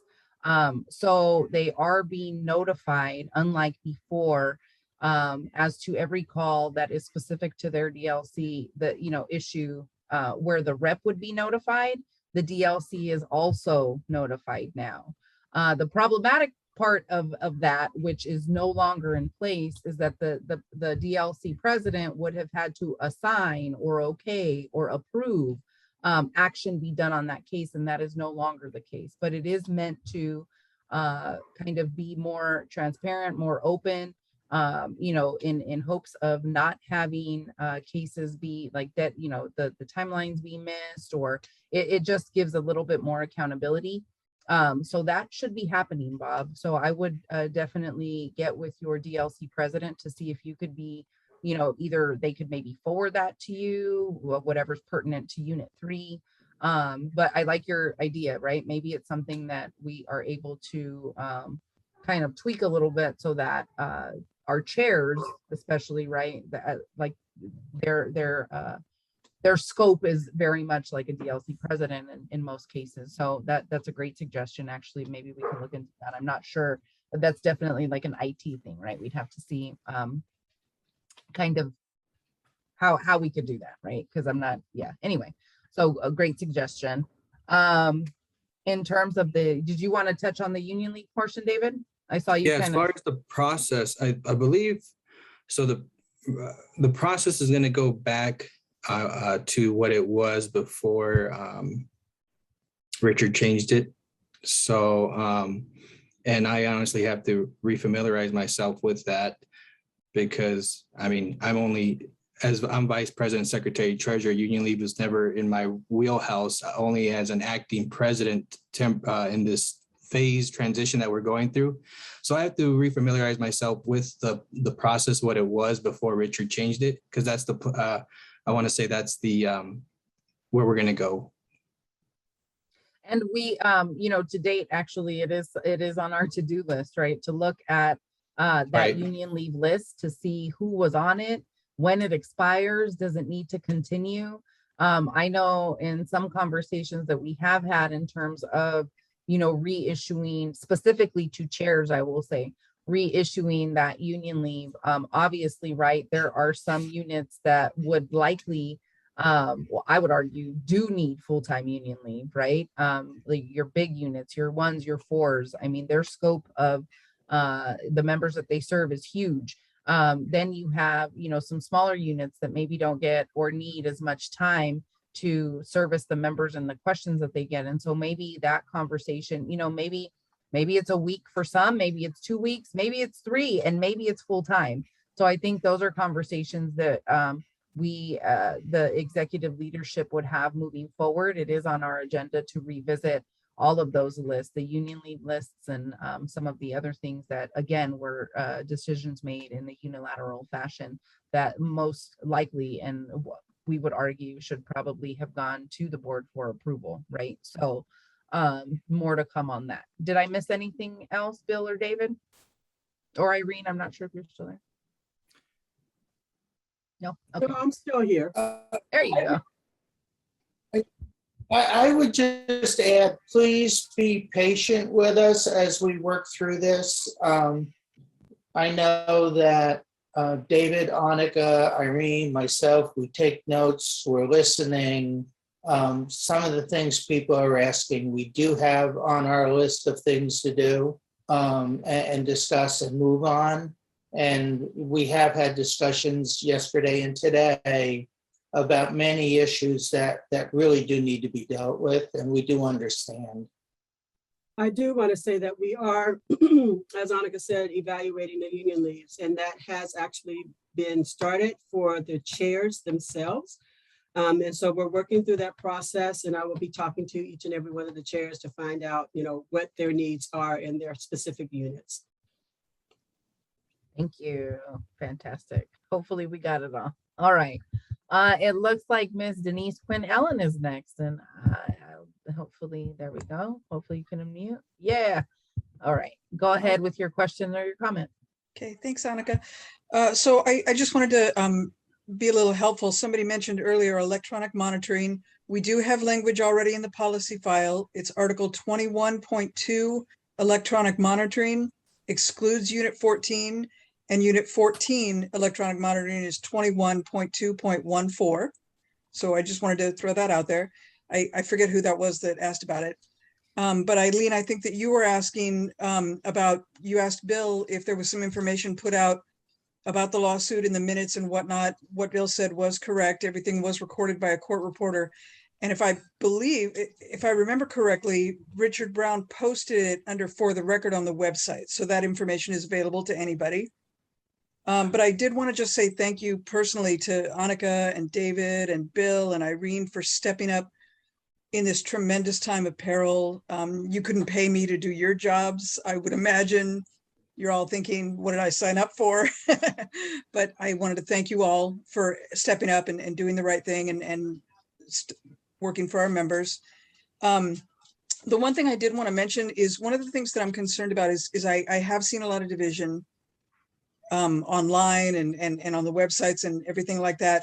One of the things that I think that we need to focus on now as leaders of our union is not the voting problem or the running problem or anything like that. I think that we have a tremendous apathy problem in our union. Everybody's got an opinion on how things should be done. But I'm looking back at the membership, and of the 99,000 people that we represent, 2.653% of the membership, 2.653 voted for the leader that we have.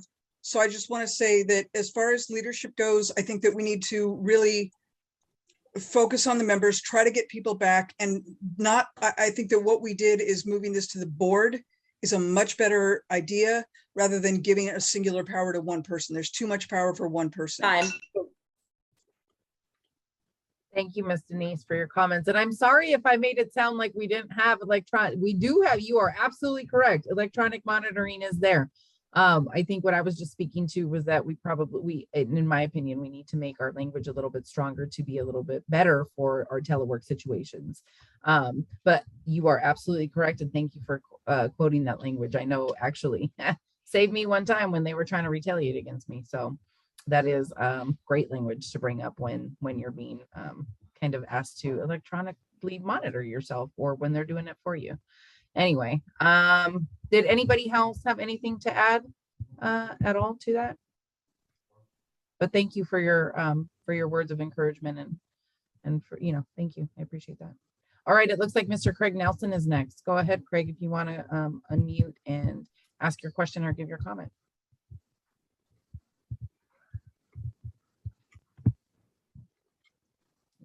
There you go.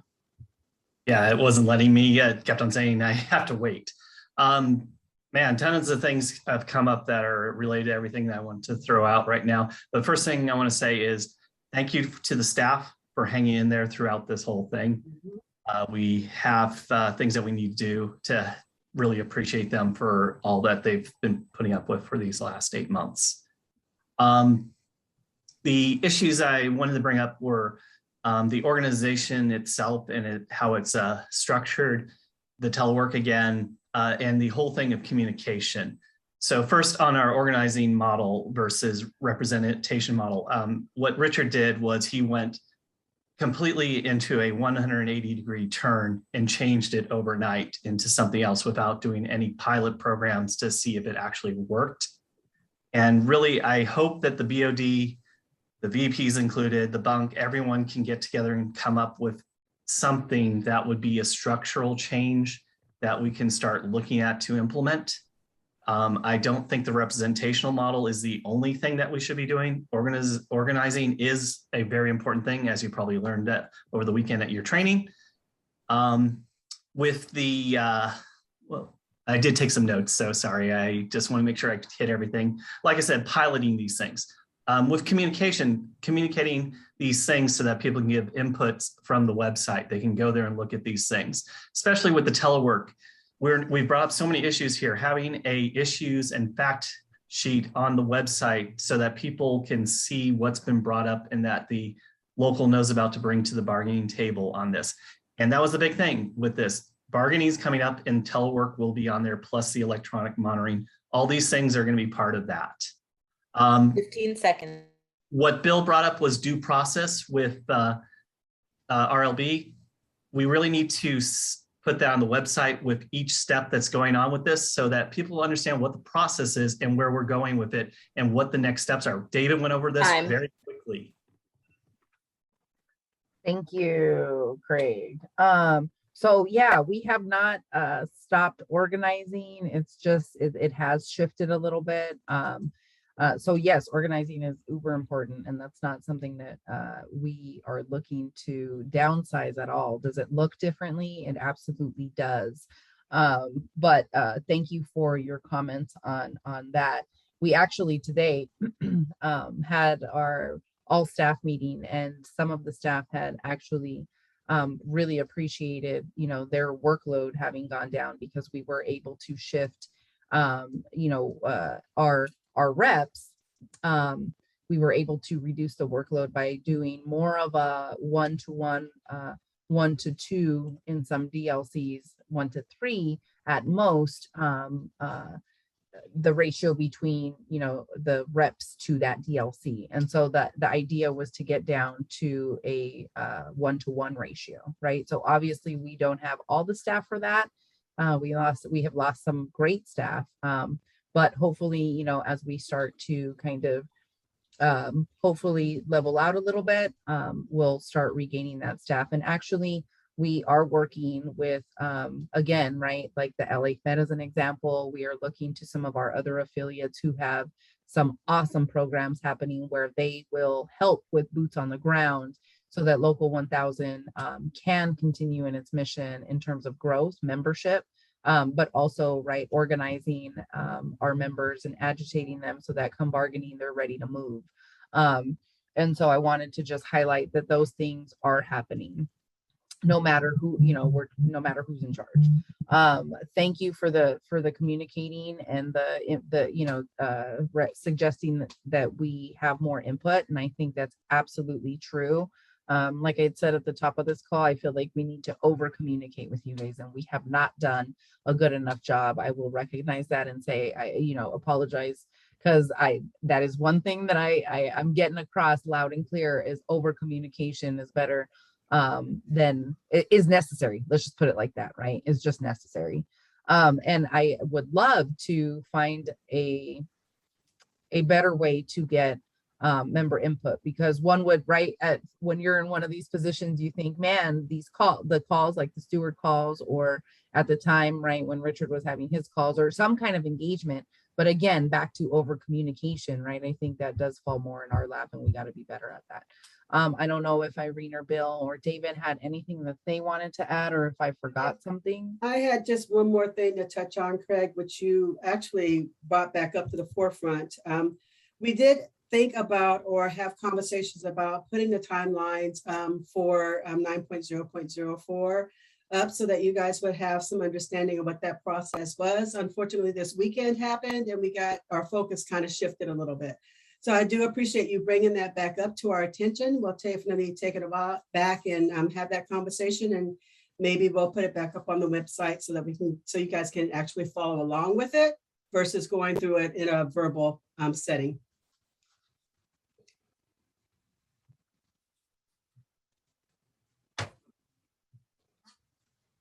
I was muted, sorry.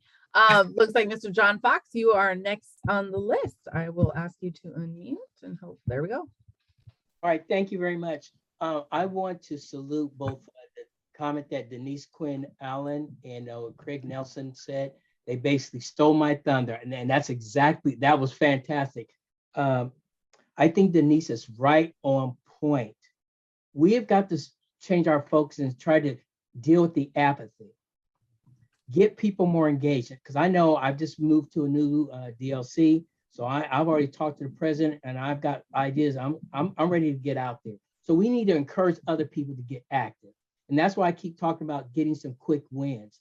When people see you winning, it starts to be combustible. Other people get excited. So anyway, kudos to you, Craig and Denise. Point spot on. Have one question. What are we going to do with bargaining in terms of are we going to do the town halls, or what's going on with that? And one last comment, back to Craig. I think it would be extraordinarily helpful for people to understand the process. So to the extent that you guys can post that stuff, even if it's like you said, Annika, overkill is going to work. Because I'm telling you, Richard and company, he has no problem with speaking a lot, and you guys got to respond, not to him directly, but you got to respond by providing the transparency and those sorts of things. Thank you. You are so welcome. So John, you brought up bargaining. So yes, all the above, John, all the above. If you guys have any suggestions on different ways on reaching out to the members and bringing back some communications of what's going on, I'd be more than happy to hear those. Please send those suggestions to me directly. But yes, we are actually evaluating what our next steps are, how bargaining is going to be done, whether it's virtual environment.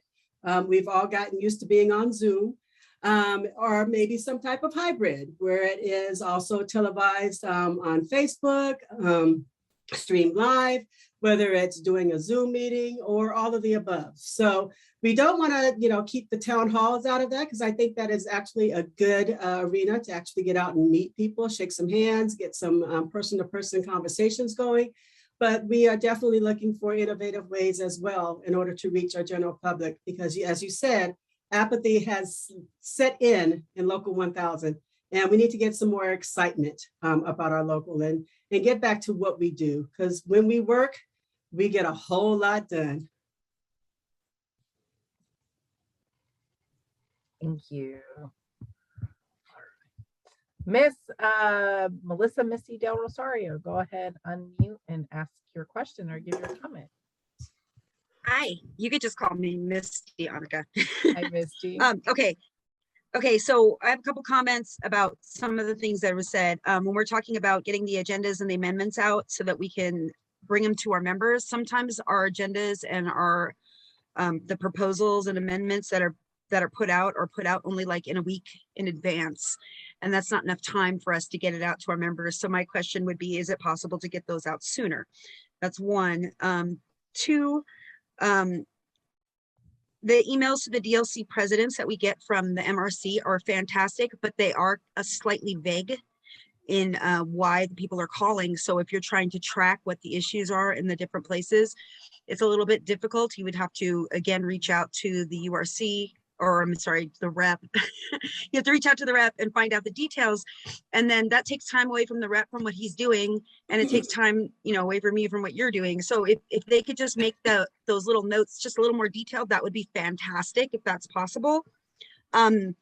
Another thing was, thank you for the subtitles on this call. We didn't get those at the board, and some of us, we are not hearing impaired that we need like maybe ASL, but we are a little hard of hearing, and sometimes it's difficult to hear, and it makes it easier if we can read what is being said. So thank you so much for having that here. It's really important to include everyone, especially people that are just slightly harder hearing like me. And then I just wanted to reiterate about the telework agreement. For example, in my work site, one of the things they're doing is they keep changing how many days we telework a week, and they give us like anywhere from 5 days to like 14 days notification. So if it could be something that could be considered when we go in to negotiate the telework agreement, 15 like seconds.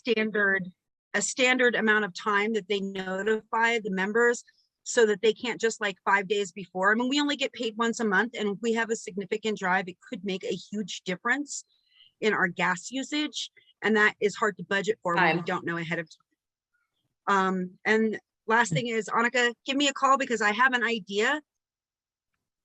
Oh, so I heard the give me a call part. I will put you on my list. I will give you a call tomorrow, Misty. I'm trying to think, do I have your number? I'll get it. Don't worry about it. I'll figure it out. And yes, I will give you a call tomorrow. I'll actually shoot you a text to see if there's a specific time that works best. And I'll double check my calendar so I can give you a time that works for me too. In terms of the agendas, that's definitely something that I think we can all write down and flag to have a conversation in terms of trying to get them out as soon as possible so that those conversations could happen. I love it. And I actually, you're right. Sometimes they do come out last minute, and obviously with these emergency meetings, that's kind of not possible because of the way that those meetings are called anyway. But for the regular board meetings, I've written it down, and I think it's something that we could talk about for sure moving forward. Thank you for flagging the fact that those emails could be a little bit more detailed. It actually, maybe we need to pull together like a call of the president so that we can maybe kind of, hash that out a little bit. I actually only saw one of the emails my DLC president had forwarded to me, and that's kind of what let me know the changes that were happening. So I'd like to see more of them. And maybe that means, right, that because of the new directive, the new change in terms of that notification, maybe we need to get I don't want to throw out there that, our MRC people, our staff might just need a little bit more training on how to, what notes we want to make sure to include, or maybe we give them a guide of what we would like for them to put on those notes. So thanks for flagging that. I think that's another good thing that we should talk about as an executive team. And then, see how we could push that out most effectively, so that staff isn't overloaded any more than they need to be. Let's see. And in terms of, you said telework, the telework and those schedules changing weekly. Yeah, and it sounds like those changes are going to continue to happen. Unfortunately, there was today, actually, I was noticed, my bad. I don't know who sent it, but there's more talk about returning back to work on a fuller type of scale. Right. And that kind of does have some people saying, like, how's that going to happen? How's that going to look for me? And I think that's still like more to come. I'm not sure we know, those changes are still being made kind of division wide and coming from, I want to say that was like more of a top down directive from our governor, right? That he's talking about bringing more people back now. So if somebody, anybody wanted to add anything more to that? So Misty and everyone that's on the call today, I just want you to know that even though we may not get everything that we are looking for in this telework agreement at this table that's currently working on telework, does not mean that we will not circle back and bring it back around in the 2022-2023 bargaining cycle. Okay, so definitely those items have been on the table. They will continue to be on the table. But please know that if we do not get them this time around, we always come back and take a second, third, fourth, fifth bite at the apple. So it's definitely, nothing is ever set in stone completely. Thank you for that. All right, it looks like Miss Laura Slavic is next. You want to go ahead, unmute and ask your question or give your comment? Good evening, everybody, and thank you for going over the time. I know that all of our time is really precious, and we have families. And I could say for myself, I'm up here in Pelican Bay State Prison. I'm a dental assistant up here, and I know that for ourselves, we're very far away from headquarters, which sometimes is a good thing. In this situation, it is, and other times it's not, right? Because we're so far away, we're kind of disconnected from that. Everybody that has made comments on here, I just want to, say that I'm with you. We're in this thing together. All we want to do is make sure that we get the best for our members and we keep moving forward. Can you hear me? Yes. Okay, sorry about that. So we just want to make sure that, we keep doing that. One question I did have is the folks that are occupying our headquarters right now, are they currently on union leave? So I guess I can take that unless Bill, you want to answer that question for her? Sure. Only one, and there's a reason that one person is still on union leave, and that may be changing shortly. That is something that we're working on. There are many issues involved, and legal is involved as well. So the people who are outside of that one individual, there is nobody left in that building who is on union leave. And I want to assure you that your leadership team, which you see before you tonight, worked on that collectively as a group to make sure that we didn't miss anything. No, you're not spending any money for them to occupy the building that you pay for. Thank you, Bill. All right, Miss Sharon Godot. Hi, Sharon. How are you? Let me ask you to unmute and go ahead and ask your question or give your comment. Let's see. Do that one more time. There we go. Thank you. Everybody keeps talking about the whole telework thing, and prior to Silvia Castro talking about the electronic monitoring, and someone else was talking about the how supervisors and managers determine who should be teleworking and who should not.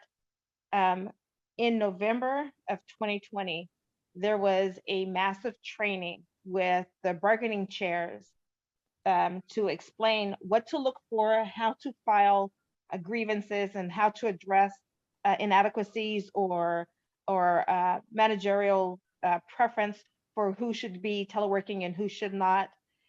All of that stuff was addressed, and it just strikes me that people either have short-term memory or they didn't attend the training because it was quite extensive. A lot of the people that were bargaining chairs at the time were the ones who conducted the training.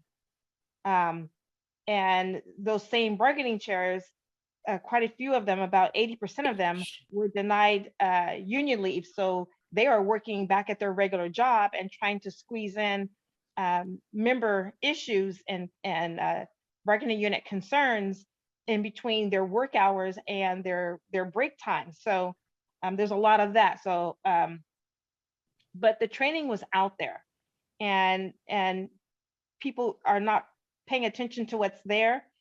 Annika, you keep talking about transparency, and Brown was talking about transparency, and transparency is nothing but opaque collusion.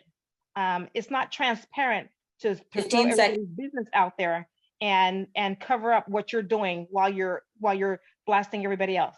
So please don't use the word transparency. It's overused, underrated, or overrated, and it is really a lie. We don't get transparency, and people don't understand the truth when they hear it.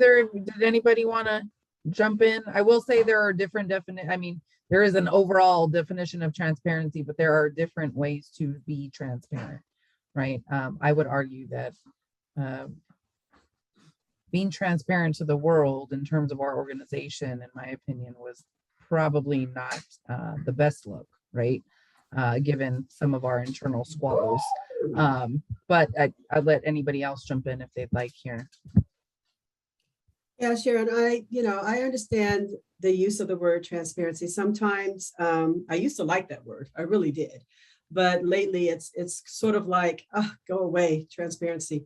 We just want to be upfront. We want to be honest. We want to be above board in everything that we're doing. And we have all committed, the board of directors, the executive committee, our chair, everyone has committed to being as open as we can, as honest as we can and as upfront as we can. Some things we're not able to share with the general public or the general membership, but the things that we can share and the things that we are able to put on our website, we have committed to definitely do that.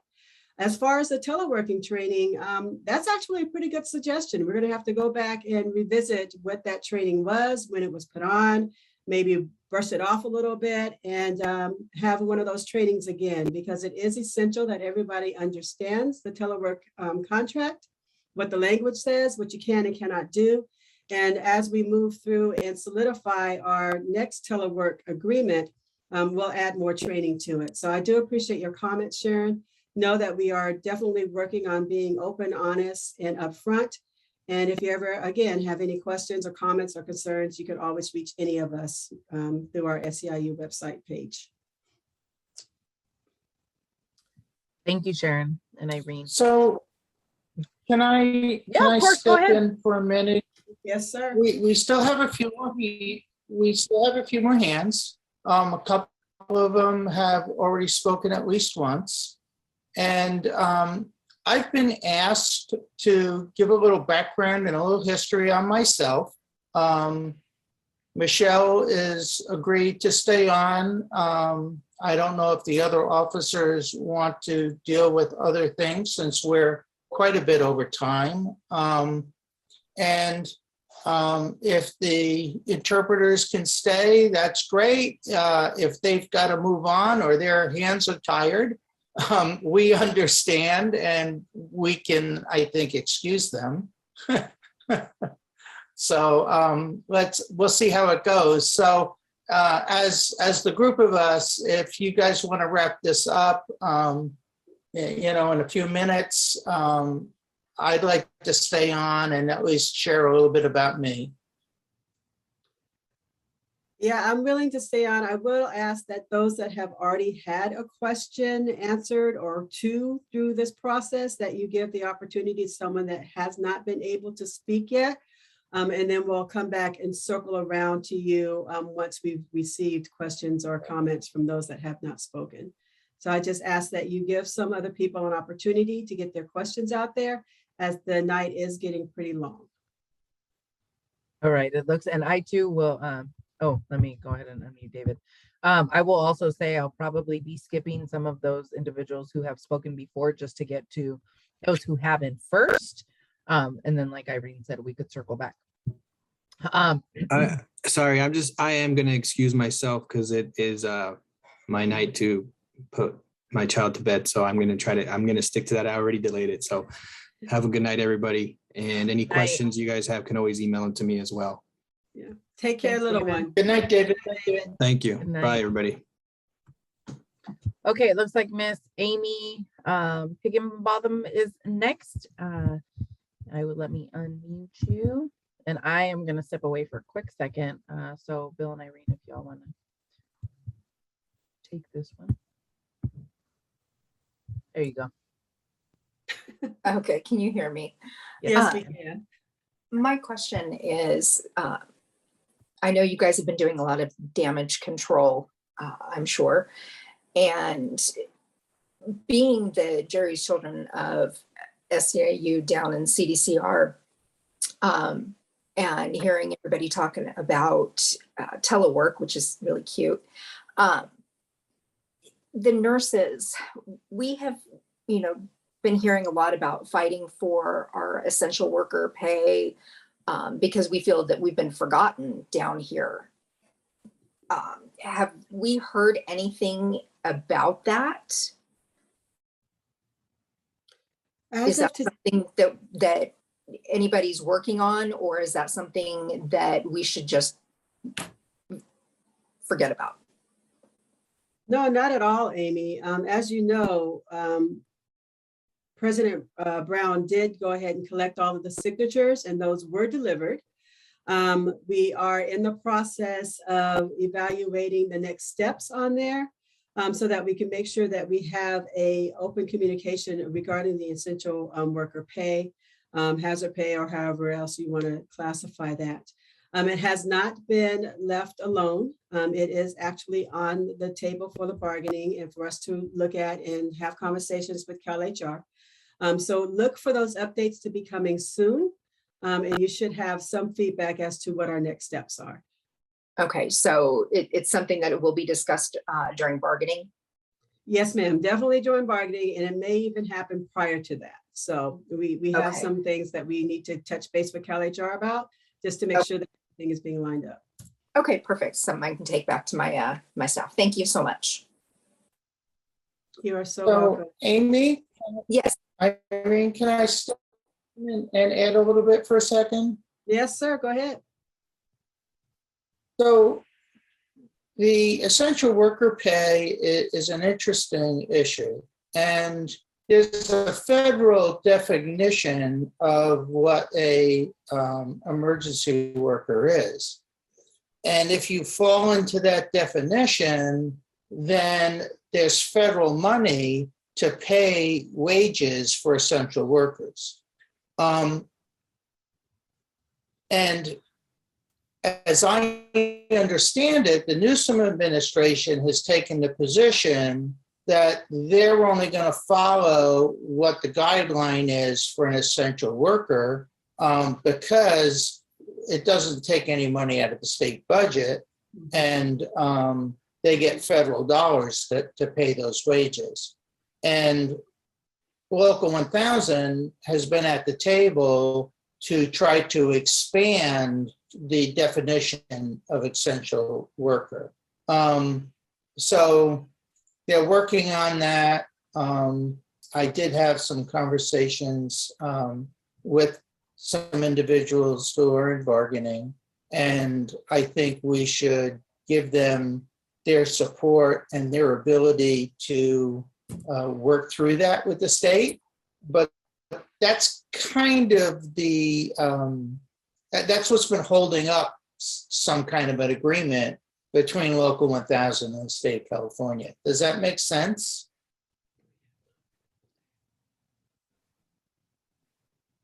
She can't unmute. She can't unmute herself, Bill. I ask a question that she can't answer. Well, Amy, I hope that explanation makes sense and helps you a little bit.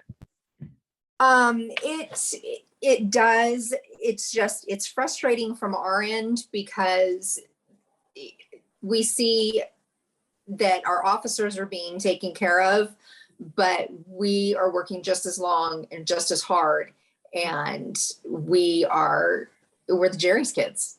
We're forgotten about, and we're working double shifts, up to 5 days a week, and we're exhausted, but we're not getting anything for it. And I know our members in our institutions in our DLC are coming to us arguing with us, why aren't we receiving it? And all we can tell them is it's on the table. So I just want to be able to go back with them and tell them, hey, look, this is where we're at with it. If it's going to be a yes. So I what I heard was I heard Irene acknowledge you, and we do we really do support our nurses and our people in corrections and other places who have worked all through this and haven't been taken care of. I just wanted to let you know that, it's really easy to accept something straight up when everybody you represent gets it, right? So when you look at CCPOA, everybody in CCPOA easily got the essential worker pay. There really was no argument or discussion there. For Local 1000, because we represent so many different people who do so many different jobs, some of who had to work through the pandemic but weren't on that list of essential workers as far as the federal classification. So, in the past, up to date, I guess, would be a way to say it. Local 1000 has tried to fight to expand essential the pay for more people. And that's been probably the major stumbling block to date. And I am absolutely certain that Irene, she's just back. She was locked out for months. She's able to work on this stuff now. So I hope that everybody will keep a positive focus going forward.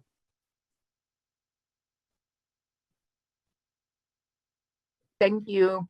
All right, it looks like Jessica is next. If you want to go ahead, unmute, which you should be able to do now. All right. Okay, hi, can you hear me? Yes. Okay, cool. Welcome.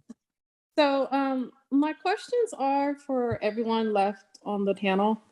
Bill Hall said that elections matter.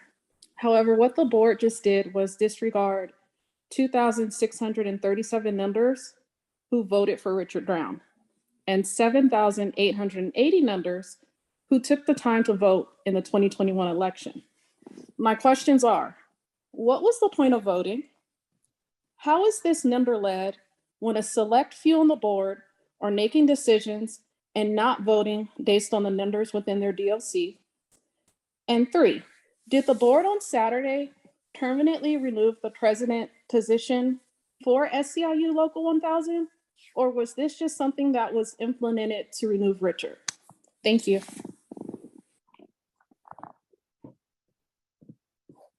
Bill, would you like to answer some of that? I think elections definitely matter. The look on your face is priceless, Annika. Sure, I'll take it on. Look, elections do matter. Your board representatives are elected by you. They're the closest people to you and the most accountable. Yes, 2,000 people voted for Richard Lewis Brown. And I'm on the board. I watched the behaviors. I was subject to his complete disrespect for any type of rule or civil behavior towards people. I sat with myself for a week, and my struggle was, if I don't do something about this, can I live with myself? And at the end of that week, the answer was no. We moved forward with a solution that I hope at least is permanent. And the reason why I hope it's permanent is because we are restructuring the authority and the power and creating balance and accountability. Did I have heartburn with the vote and the idea of elections, which I absolutely truly believe in? I actually did. It was hard for me to come to this. I honestly did not see a better choice. This is the basic structure of many unions. 5-to-1 is structured this way. So this is not an uncommon, and if you go out into the corporate world, in corporations, most leaders of the organization serve the board and are actually elected by the board, even if there are voters who in corporate world are stockholders.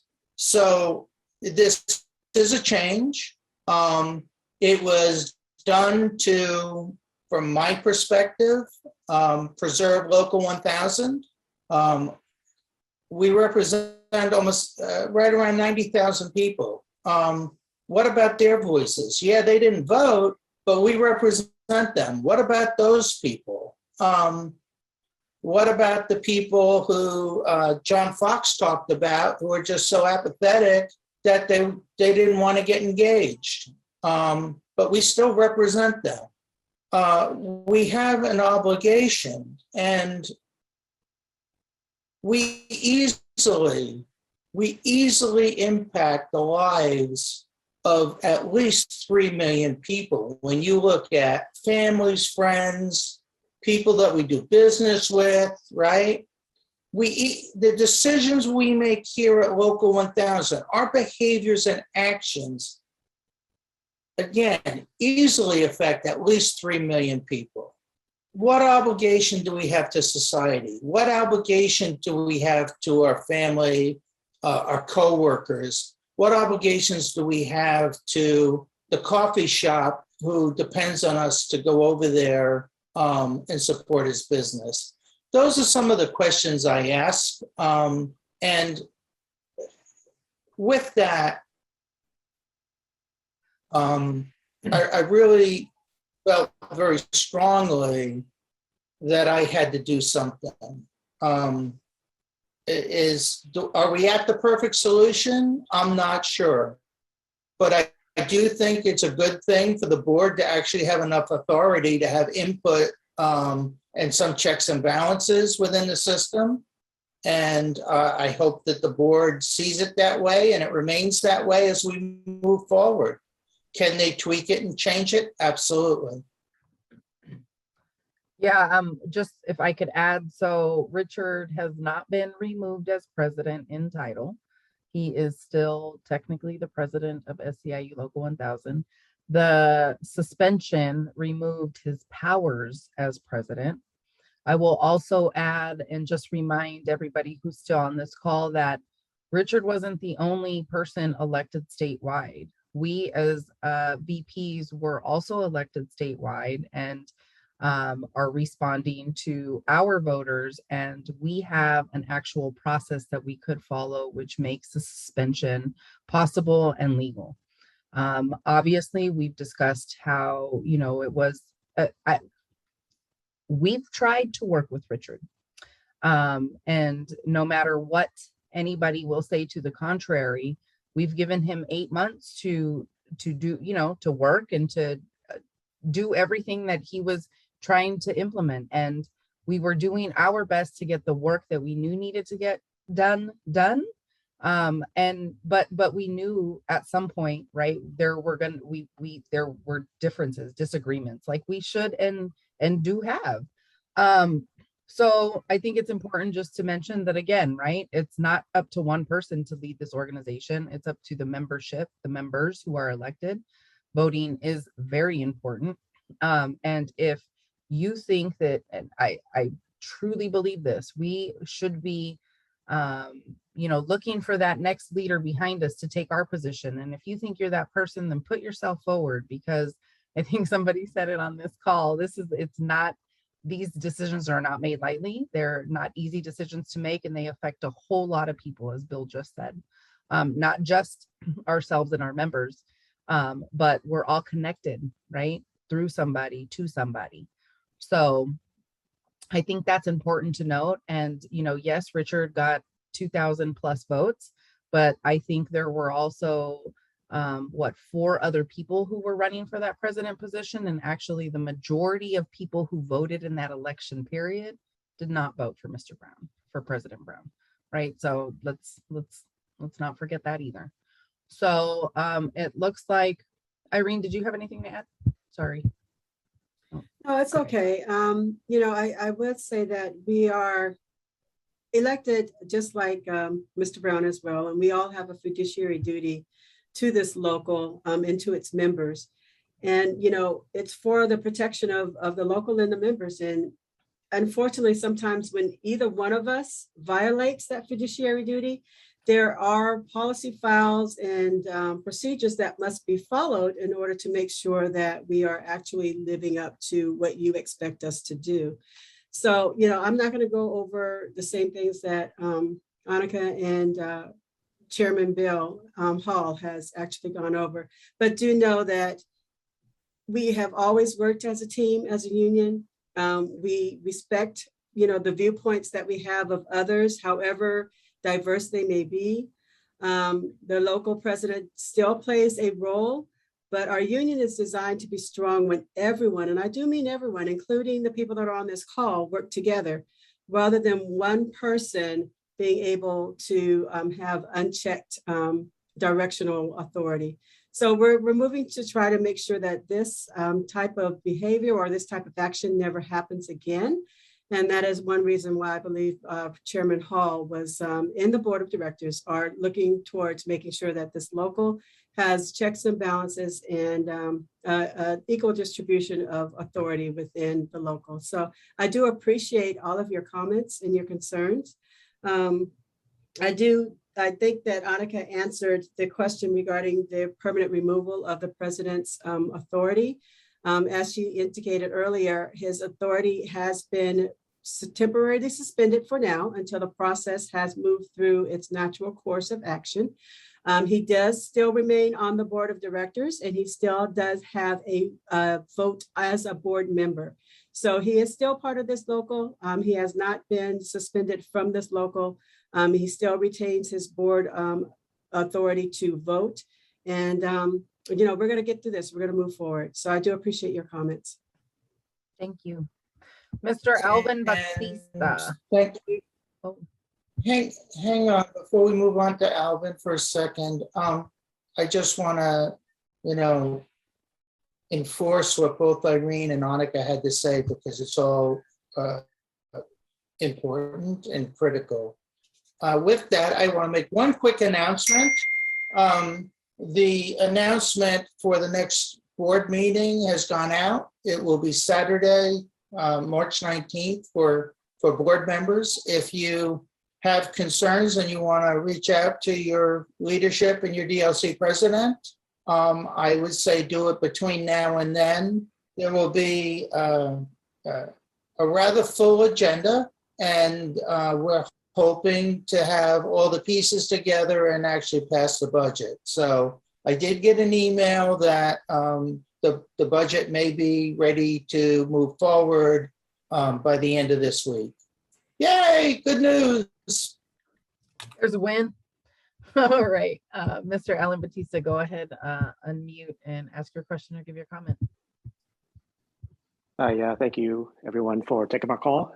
Just a comment as a concerned member.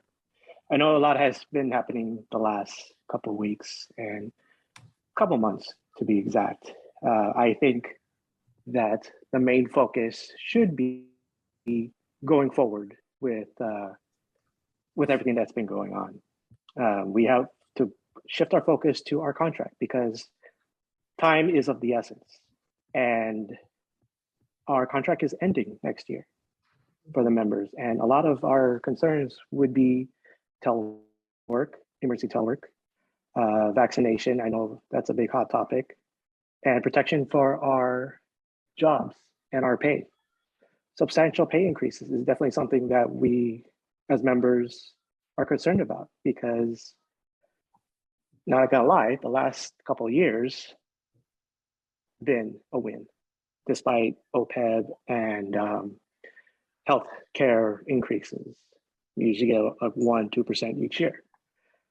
As members, we definitely want to see substantial pay increases and protection for our jobs. And especially with the telework that's been going on, the union's plan going forward is something that needs to be talked about.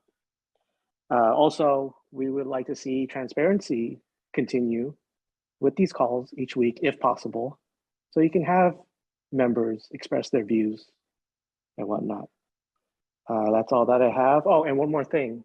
All in all, and I'm going to be the elephant in the room, would there be any way, after all this is said and done, would you ever continue to work with the current president? Thank you very much.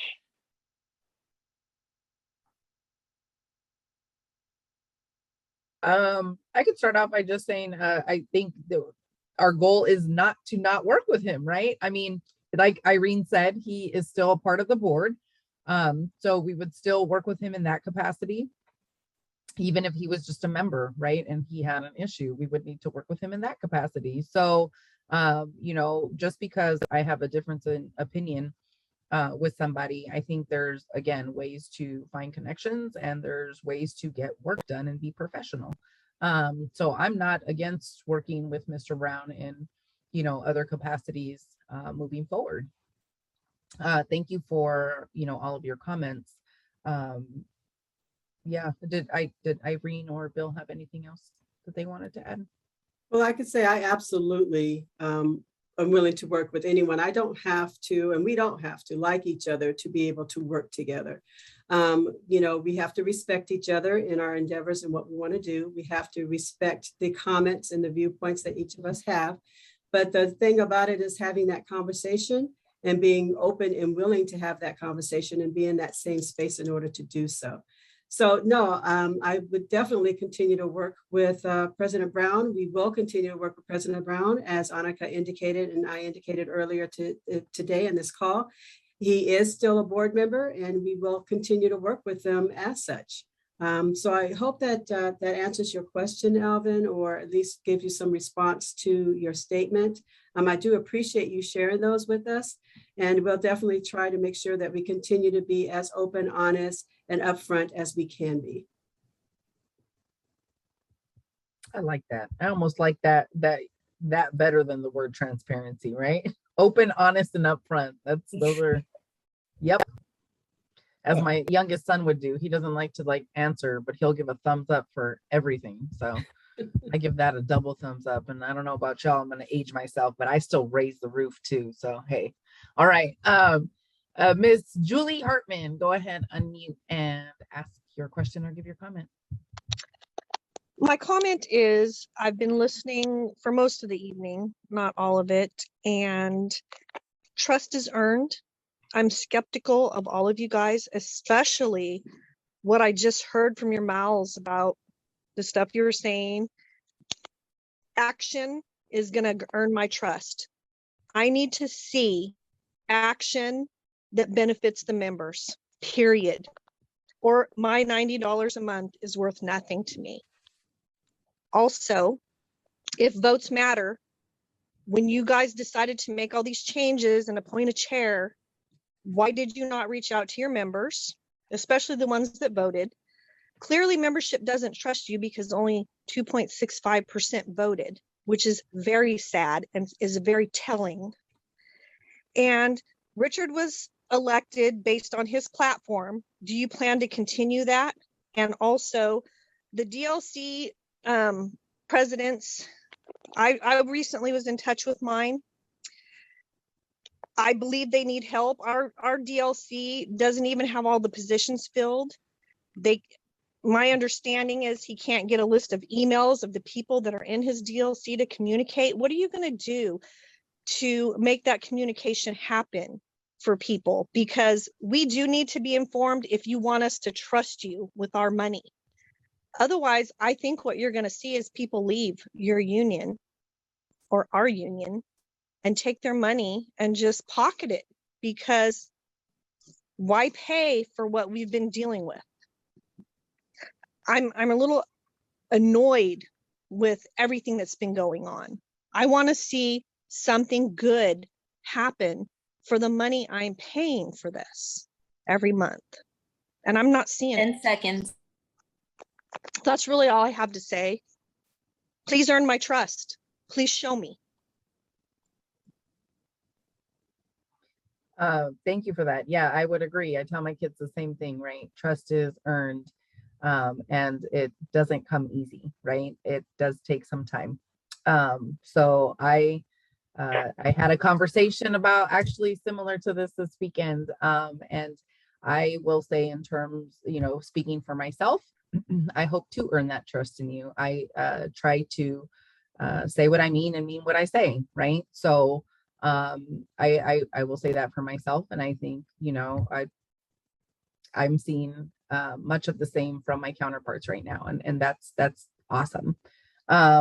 In terms of you had mentioned the Lord, now I'm totally blanking. Forgive me, it's getting later and I'm like, woo. Did someone else want to jump in while I continue to think about what I was just going to answer? Lordy. Well, I'm gonna ask. Go ahead, Bill. I was just going to jump in for a minute. Yeah, thanks. I was just going to jump in for a minute and say, look, things changed on March 5th. Please bear with us a little bit as we move forward. We were talking as a group of us as leaders about many of the things we're hearing tonight. We've already talked about, and some of the questions and some of the concepts that we've talked about are how do we do this? This is important. How do we do this? So I actually appreciate hearing from everybody in the sense that it lets, I think, all of us know that we are actually talking about the things that you care about. So with that, let me hand it off to Irene. Thank you so much. So Julie, I did want to say that I don't think everything on President Brown's 10-point plan was things that we shouldn't do. Do we have disagreements on some of his points on his 10-point plan? Absolutely. The things that I definitely can get behind is that 21 GSI. That is essential. We need a major salary increase, and that is definitely with everybody on this call fighting in order and working together in order to get that. I believe that that's possible. We can actually, strive for that 21%. Having the membership be increased, definitely. All of us agree with that on this call. Getting that membership is essential to making sure that this union stays solid and that we continue to grow. Having these open communications and video phone calls, streaming them, it's wonderful. It's a way to get out and reach everyone without actually having to physically come out, because I know that we live in so many different places right now. And I know you guys are calling in from several different outlying areas. And so having these calls is very important. And I believe that we can continue to do this and move forward and having those communications, and as well, posting the information to our SEIU1000.org webpage. We try to over communicate as much as we can. And just keep looking for those emails that come to you, because we do send out emails. I think this week I received 4 just for today. But we are trying our best to make sure that we meet your needs. We hear your needs. We want to meet your needs where we can. So I do appreciate those comments, Julie, and we'll keep them above board, as they say, above the fold, so that we don't forget them. Thank you so much. Thanks for reminding me too. Yep, it was the 10-point platform thing. I think Irene hit the nail on the head, right? There are some things that we absolutely all agree on, and then there's some things that we would have had to have more discussion on. To be 100% honest with you, I don't even blindly 100% agree with my husband of 18 years, right? So there's always discussion to be had. But thank you, Julie, for your comments. All right, it looks like Mr. Austin Brown is next. Go ahead, unmute and ask your question or give your comment.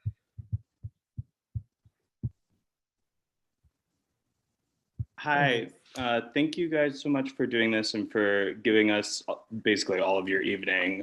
I basically just wanted to speak from my perspective as someone who joined the union about 9 months ago, who joined the whole state under the sort of EDD telework hiring wave.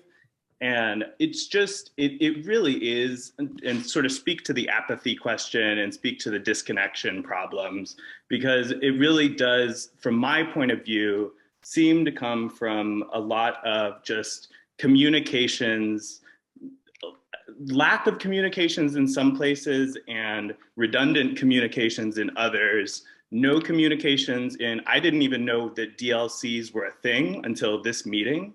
I had one conversation that was very, it was substantive with Joyce Wheeler Owens, who I guess is the DBUR, but I had no context for what that was. And I think context is what a lot of people are missing from what exactly is going on half of the time. And, as a corollary to that, I think is the problem that is happening here, which is a centralization of authority and of power that doesn't really actually serve the best interests of the union, because it doesn't allow anybody to know what's going on. And so I really want to emphasize and reiterate what a lot of people have been saying. And I really do believe that you are invested and engaged in trying to address this, but the communications issues and engagement on a more localized and a more direct level that can allow people, you know, I hear like we need people to get engaged, but I feel like when we hear get engaged, it's sort of just used as a buzzword sometimes, and there's not actually like a concrete set of like things to be done that are attached.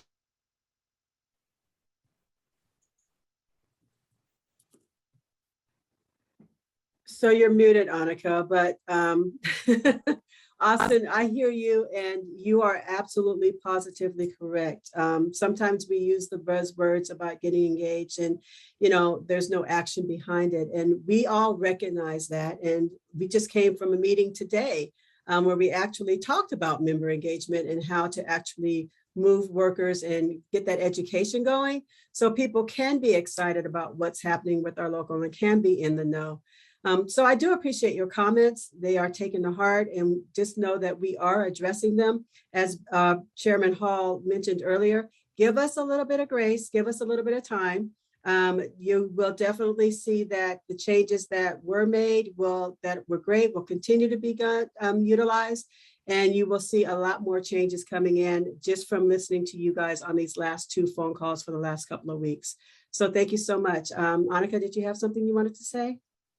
Actually, you pretty much said it. Yeah, I see you taking notes. I'm taking notes. Those are some great suggestions. Thank you, Austin.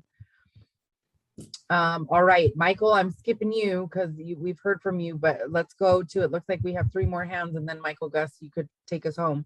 Mr. Frank Askin, good evening. Normally you're first. What happened? I'm playing with you. Good evening, Annika. First of all, I want to thank you guys and commend you guys for the great job that you guys did this weekend with the board of directors. And I'd like to welcome Chairman Bill Hall to the call. Welcome aboard, sir. And just sorry that I missed David's call last week. I will try and reach out to him again this week. But yeah, I love what you guys are doing. And Annika, you did a great job. David did a great job with the board meeting this weekend. I mean, you all did a fantastic job. And one thing that I want to stress out to everybody, if I may, real quick, is Renee Prince Leffington, my old president of my DLC. One thing that her husband had mentioned to me some time ago that still sticks with me today is we're all state workers. All 90 plus thousand of us are all state workers. But at the end of the day, what matters is that we are all brothers and sisters. And I had one final question for Irene. I saw that today the SBAC was pushed back until May. Does that mean that there's hope that it could be in person, or is it still going to be virtual? Thank you very much, and you guys all have a phenomenal evening. Well, hello, Frank. It's good to see that you actually joined the call because I was looking for you too. I was what happened to Frank? You get used to your regulars. Yeah, we're used to him being the first one up. But I do appreciate your comment, Frank. You are absolutely right. It has been pushed back. The new dates are out there. I believe it was May 14th and May 15th is the new dates for the Statewide Bargaining Advisory Committee. So we are working towards determining how that's going to be done. You missed earlier where I said it may be 100% in person. It may be some type of hybrid between doing a Zoom meeting or doing it in person. Or, the mask mandate has been lifted, although I wear mine everywhere that I go. And so, we're getting back to more of a normal routine as we, move through this. So when it comes around, we'll actually have a discussion about it and determine whether or not what we should do, whether it's in person or 100% over Zoom or some combination thereof. So I do appreciate that, Frank. Thank you. All right, Mr. Howard Ballin, if you'd like to unmute and ask your question or give your comment. Good evening. I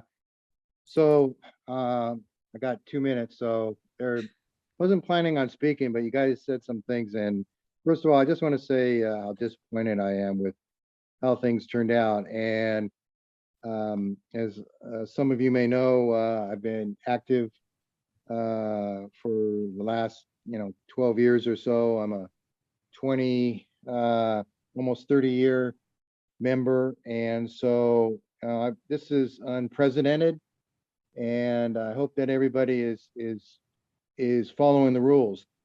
I don't think it's right. I think I don't know if we're setting bad precedent or not.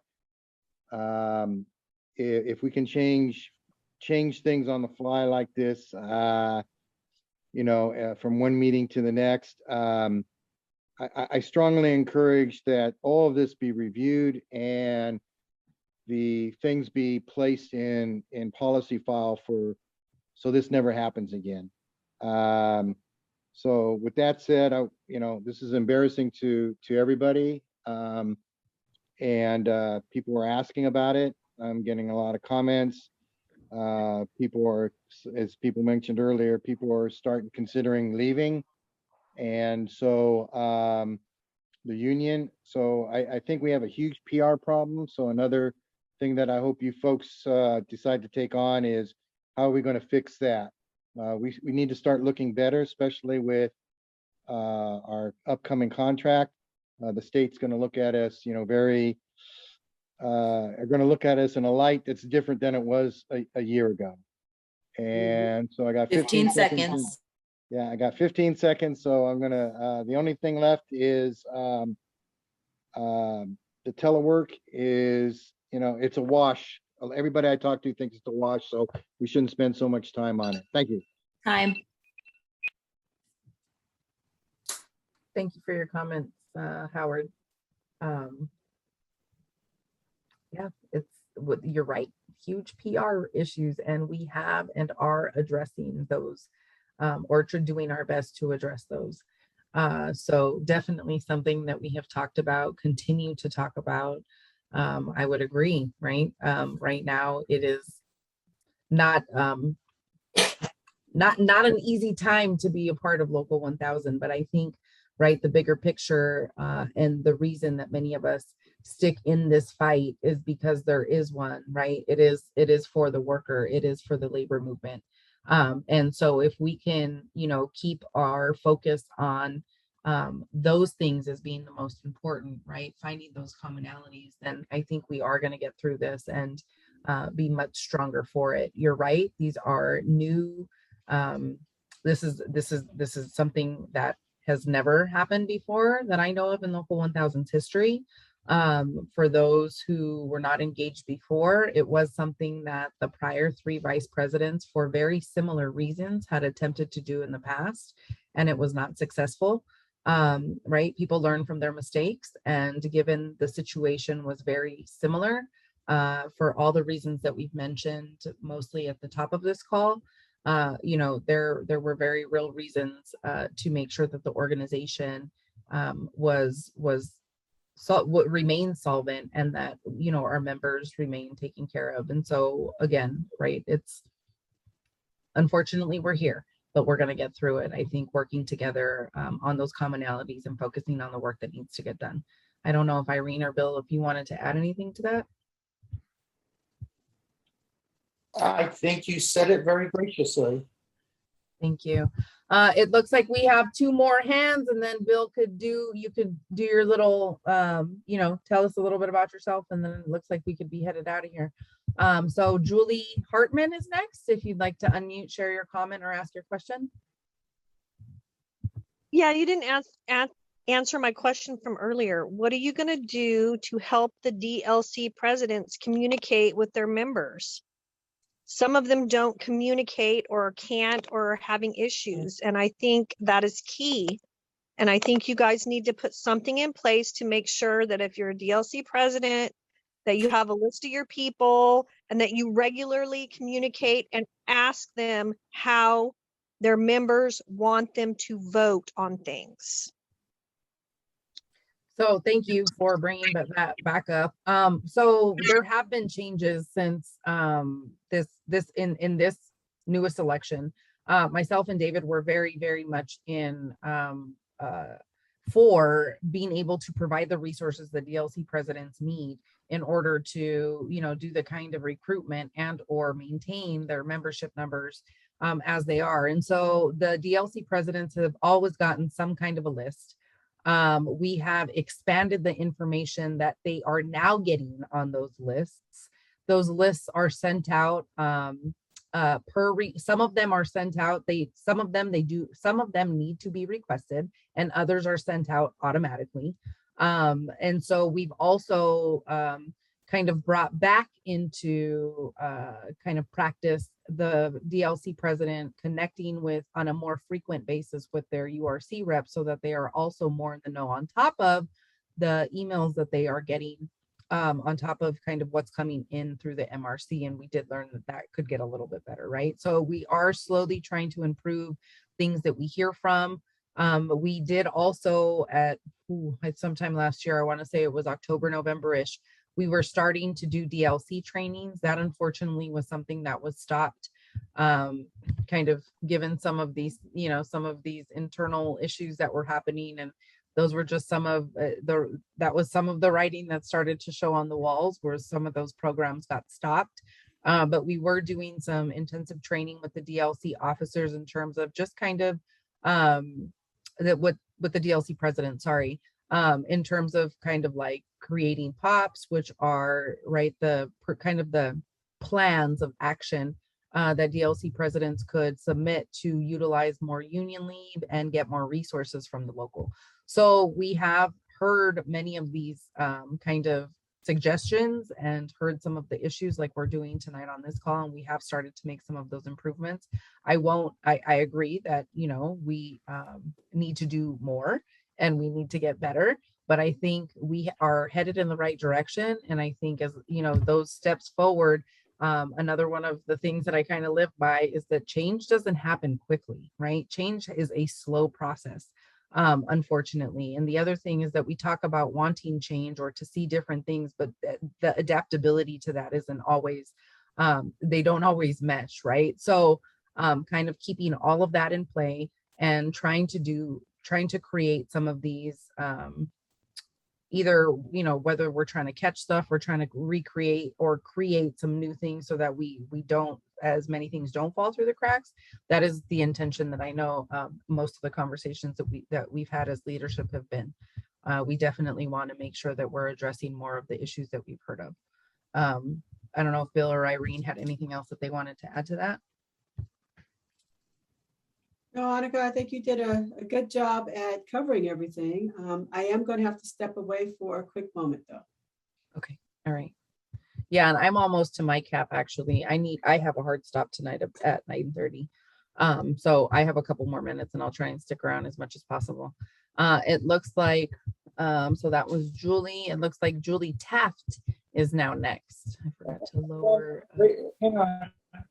We got to, they came up afterwards. How about we do this in lieu of time? How about we let Michael Gus make the last comment? Let's leave Julie and Robert up there. Let me speak for a few minutes. And if they're still there and we have the ability to answer them, we will, even if you leave, okay? Sounds good. All right. I will go ahead and unmute Mr. Michael Gus. And thank you, everybody, in case I don't get to say goodbye in a little bit. Thank you for all of your input. And I actually, Mike, can you unmute? I think I asked you to unmute. Okay, there you go. Hello, can you hear me? Yes. Okay, thank you. And thank you for this really great discussion. I just want to point out a couple things and then end on a positive note. Ever since the United States Constitution, and actually before that, Charles I in England, whenever there's a bad executive, there's a legislative power for removal. It's part of the democratic accountability. We elected all of the board of directors members. They were all elected. All the Debers were elected. All the unit chairs were elected. All the board members and the DLC presidents were elected. Further, for contacting the DLC presidents, least my DLC president's email is available on the SEIU website. I've been able to communicate with her. Now, she's her own person, so I can say, hey, I think you should do it this way, but that doesn't mean they're going to do it that way, right? You can put your input in, but it's ultimately the elected official's decision. And a good elected official, 5% of the time, won't agree with themselves. So, that's what happens. And then, in terms of on a positive note, my unit's hired has expanded, pretty much tripled in size in the past year. We're up to 11 people. I think we're at 8 in the union. I think we might have got a 9th today. And we're hearing a lot of people saying they're going to leave the union. Well, I know of at least 2 people, maybe 3, if the one today joins, that joined since you took the action that you took, because people didn't want to be associated with the prior president that were new state employees. So, it's a double-edged sword, and I think it probably washes out in the end. And I would just encourage people, even though I am office-based, our units primarily remote work, and our department's definitely primarily remote work. 15 so there's seconds. there's people in my department I've never met, and I would just encourage unit-based organizing, because I think that's way more effective, because we actually work with people every day. It's not going to be effective for me to cold call people. Thank you. Time. Thank you. And before you get to that, I'm going to go ahead and I'm going to say goodnight.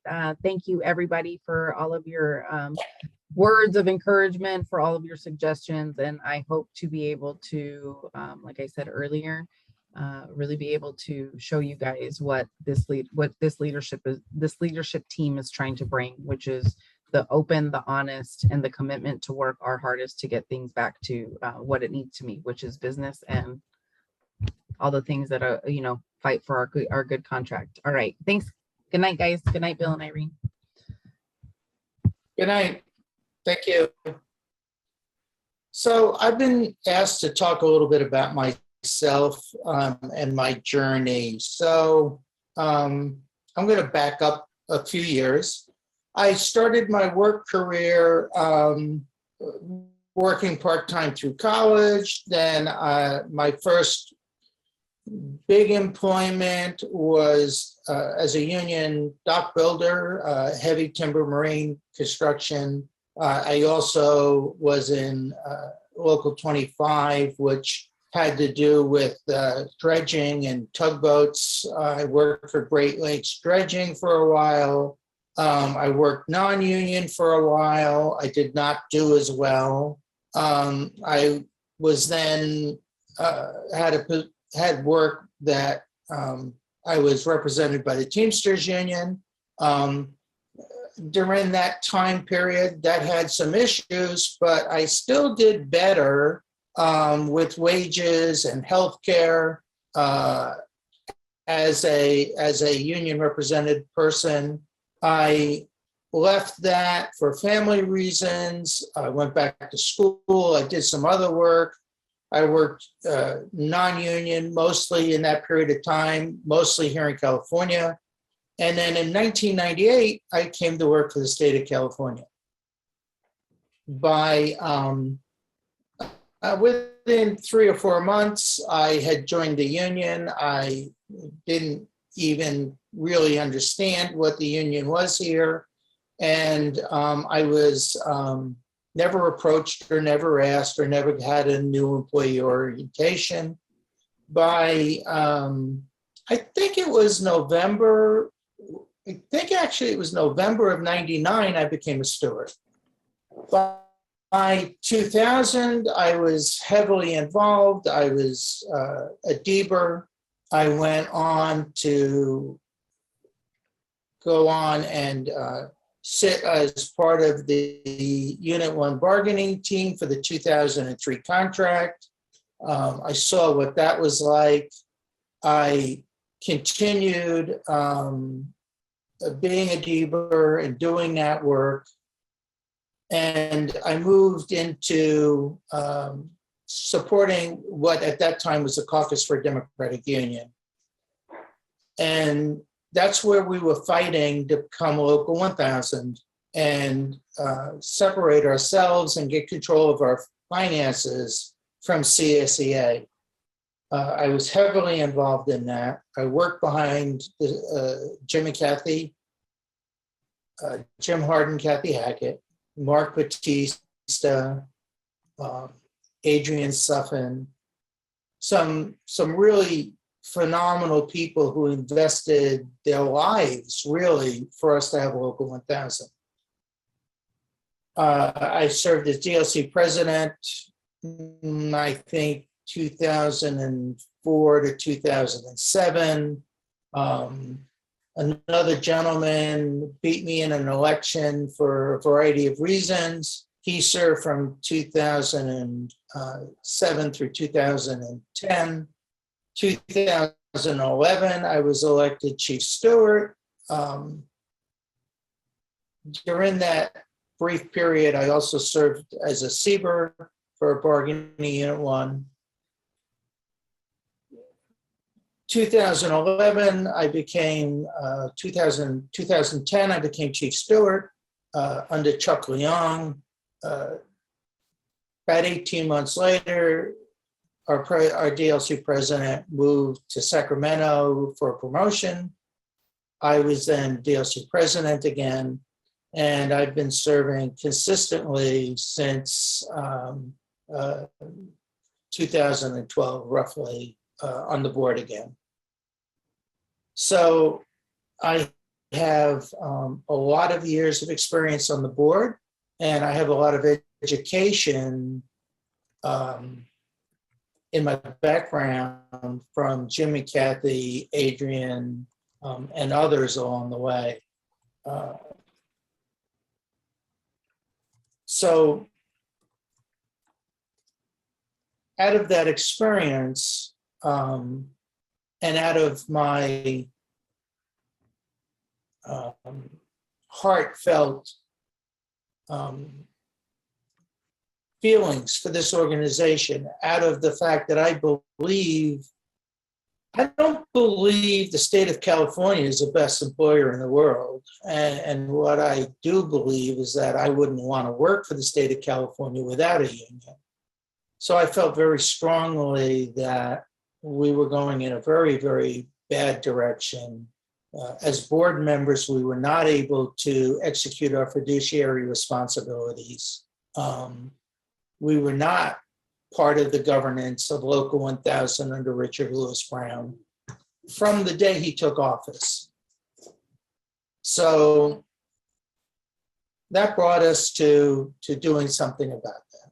So here we are today with a major structural change that may take people some time to get used to.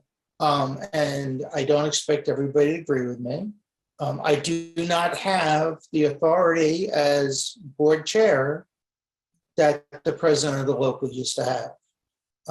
I would say the most important parts of the authority have stayed with the board. And we'll get that policy file changes out so that people can see them and read them for themselves. And there's more work to be done. So as I stated earlier, the board's gonna meet again Saturday, March 19th. The board will be meeting very frequently for a while because the board is now the major controlling authority of the organization. And one of the things that we're gonna do on Saturday is pass a budget. And then another thing we're going to do is set meeting dates for the rest of the year. The board now meets 4 times a year, not 3, so that they can be more engaged. As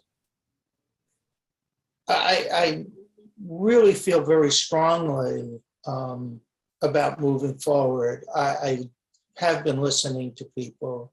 I do stay in touch. I've had many people reach out to me doing the work I've been doing for the last, 5 months or so, and share their opinions, thoughts, feelings, fears. And at the end of the day, I think what counts and what people really want in their lives is they want a union that brings them some security, protects their wages and improves those wages, and helps make their day-to-day life better. And from what I'm currently seeing, myself and the 3 vice presidents are all in agreement on that. So that is what we're working towards moving forward. And Michelle, with that, Robert is still here. I'm not gonna, I'll answer a question if somebody has a question of me or wants to know, wants me to go more in depth on something. But that's sort of the 10,000 foot overview picture of myself. So Michelle, can you unmute Robert? Yeah, hey, Bill, Robert Holtz, Bargaining Unit 3 Chair. I don't want to be a pawn in this thing, and I heard some stuff that kind of troubled me that the leadership team's going to look at, the use of union leave, based on, their level of expectation, what the chair has to provide to their unit. And quite frankly, in the last 3 months, I've put in a great deal of time and effort and, developing a team from RJD all the way to Pelican Bay, and dialoguing routinely with the stewards, DBERS, DLC presidents, whatever role a BU3 may be playing. We talk consistently, and we have 80 to 85% membership. We're a small unit, but we're a tight unit. And I help other units consistently. I guess my point is, with the discussion with Annika tonight, have expectations of your DLC president, have expectations of your bargaining unit chairs. I heard, last week that the MRC was getting complaints that they weren't getting back. Well, push that stuff out to us, get it out to, I heard them talking about getting it out to the DLC president, but that leaves a really important person out of the loop, and it's the bargaining unit chair. We're the subject matter experts. We know our contract, and sometimes if it gets, and no disrespect to DLC chair, it's a big job. I mean, a DLC president, it's a big job. Just, involve us, make sure we're part of the conversation. And, 15 seconds. Yeah, I'm just, wanting to make sure we're all on the same page. I feel like a pawn right now. Robert, I can relate to that, feeling like a pawn. Irene, I don't know if she's still on here. I will address a few things. So the board and the current leadership is not fully aware of our financial status. That's due to the behaviors and actions of Mr. Brown. So we have financial issues to deal with, and we have to have a budget. We have discussed passing a 1-year budget and with a projection for a second year for bargaining, because bargaining is always a more expensive year, so that the board can feel comfortable and wrap their head around the budgeting and the planning.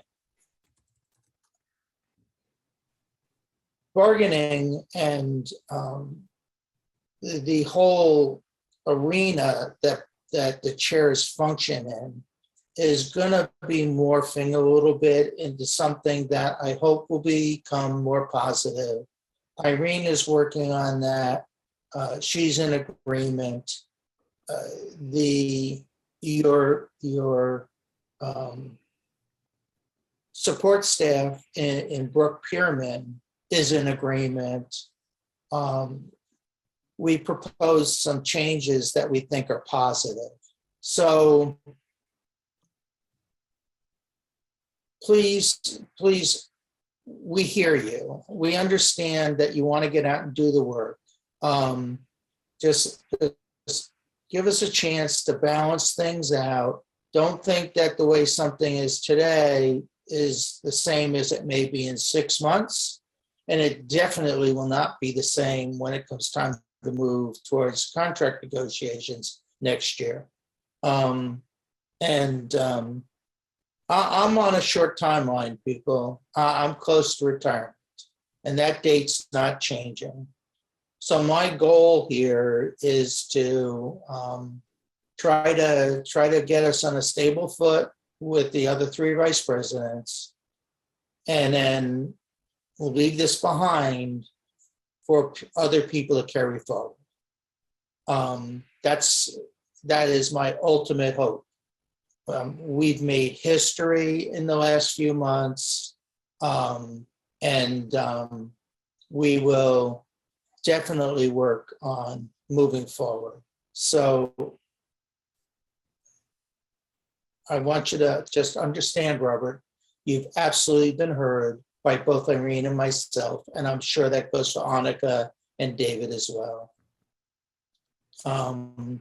So Bob, I am Michelle, still here. I see. So Bob, I'm still here. Oh, hi, Irene. I'm sorry. I didn't see your picture. Come on, go ahead, chime in. I'm so sorry. Trying to get things done at the end of the night. Bob, I do know that you're currently out on union leave. We are not looking to pull that back as of this time. If you do need to have your union leave extended, please go ahead and send that request in so that we can get that squared away. And I will definitely be giving you a call. If not this week, then definitely next week to have a one-on-one conversation, okay? We get a thumbs up, I guess. Yep, got it. There we go. All right. So Michelle, we have Joyce, staff and president of UAW. I guess we can unmute Joyce for a minute. Thank you, Bill. On behalf of the staff, I just want to say thank you to the board. It has been difficult when you go to represent the members and you got staff laughing at you because they're not taking you serious anymore. So I just wanted to say thank you so that hopefully we can now do the job we were hired to do. I don't care who's in charge, our job still remains the same, to improve the lives of the members that we are paid to take care of and make sure that the contract is enforced and all of those things. It has been difficult because of all the chaos that we've had to deal with over all these months and the changing edicts from one minute to the next. And today's, this is the rule, and yesterday, this was the rule. And so I just want to say thank you. And on behalf of the staff, we plan to continue working hard for the membership. In Sacramento, I hope everybody gives us a little bit of grace because we can't get into our offices right now. But the staff meeting today, I think that was a good thing to do. And I hope that when things that affect the staff, that you guys continue having all the stakeholders involved when things need to get done, because part of our job is to ensure that whatever the board does, we can carry it out. So I just wanted to say that. And Unit 3, I just want you to know, is a very complex unit because of their pay scales being the way they are.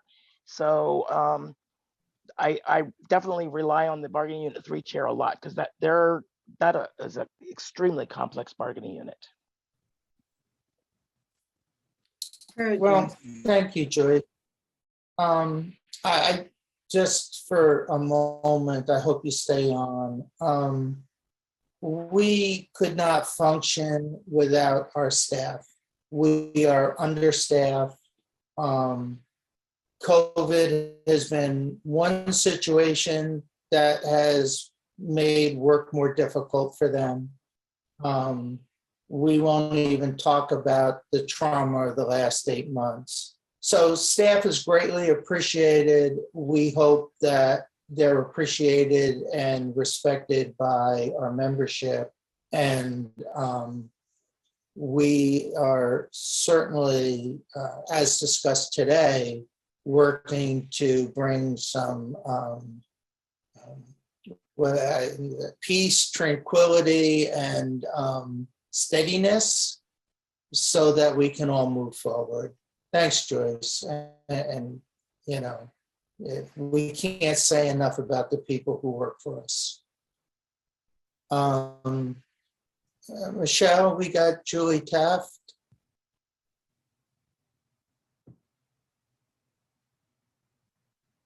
Hello. Hi, Julie. Hi, I want to just say thank you to the leadership team. I am extremely happy to see you all taking the action that you're taking and trying to secure the democracy of our union.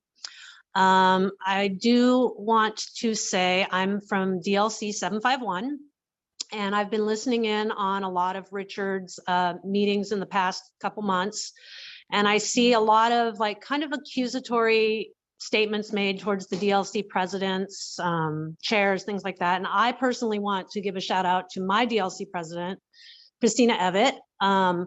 She is consistent. She picks up always. She follows up on everything. I would like to see the new leadership team kind of support the DLC presidents and helping them to organize with the representatives that we have, the chairs, so that we all work as a team, because as a steward, we're out there trying to get people to be invested in our union, because a lot of people have this perception that it's just some paid for legal service and the union should already know and we should be psychic and know, when you got to get people to be invested in knowing their contract, knowing when things go wrong, bringing it to the union, being a part of it, because it's all of us working together for the greater good of all of us. And it's really frustrating when we work hard and bring people to buy in only to be chopped off at the knees because of internal politics. And I myself have witnessed this. And I really hope that this new leadership team will help support our presidents as well, because I think I have a really great president and I think that we need more support.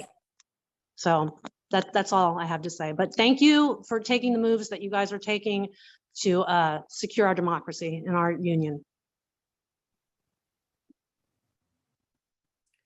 Thank you, Julie. Listen, it's almost 10 o'clock. We've gone way longer than we thought. I don't see any other hands up. I want to say thank you to everybody. I think Julie's comments closed out the meeting really well. Irene, do you have anything to add before we go?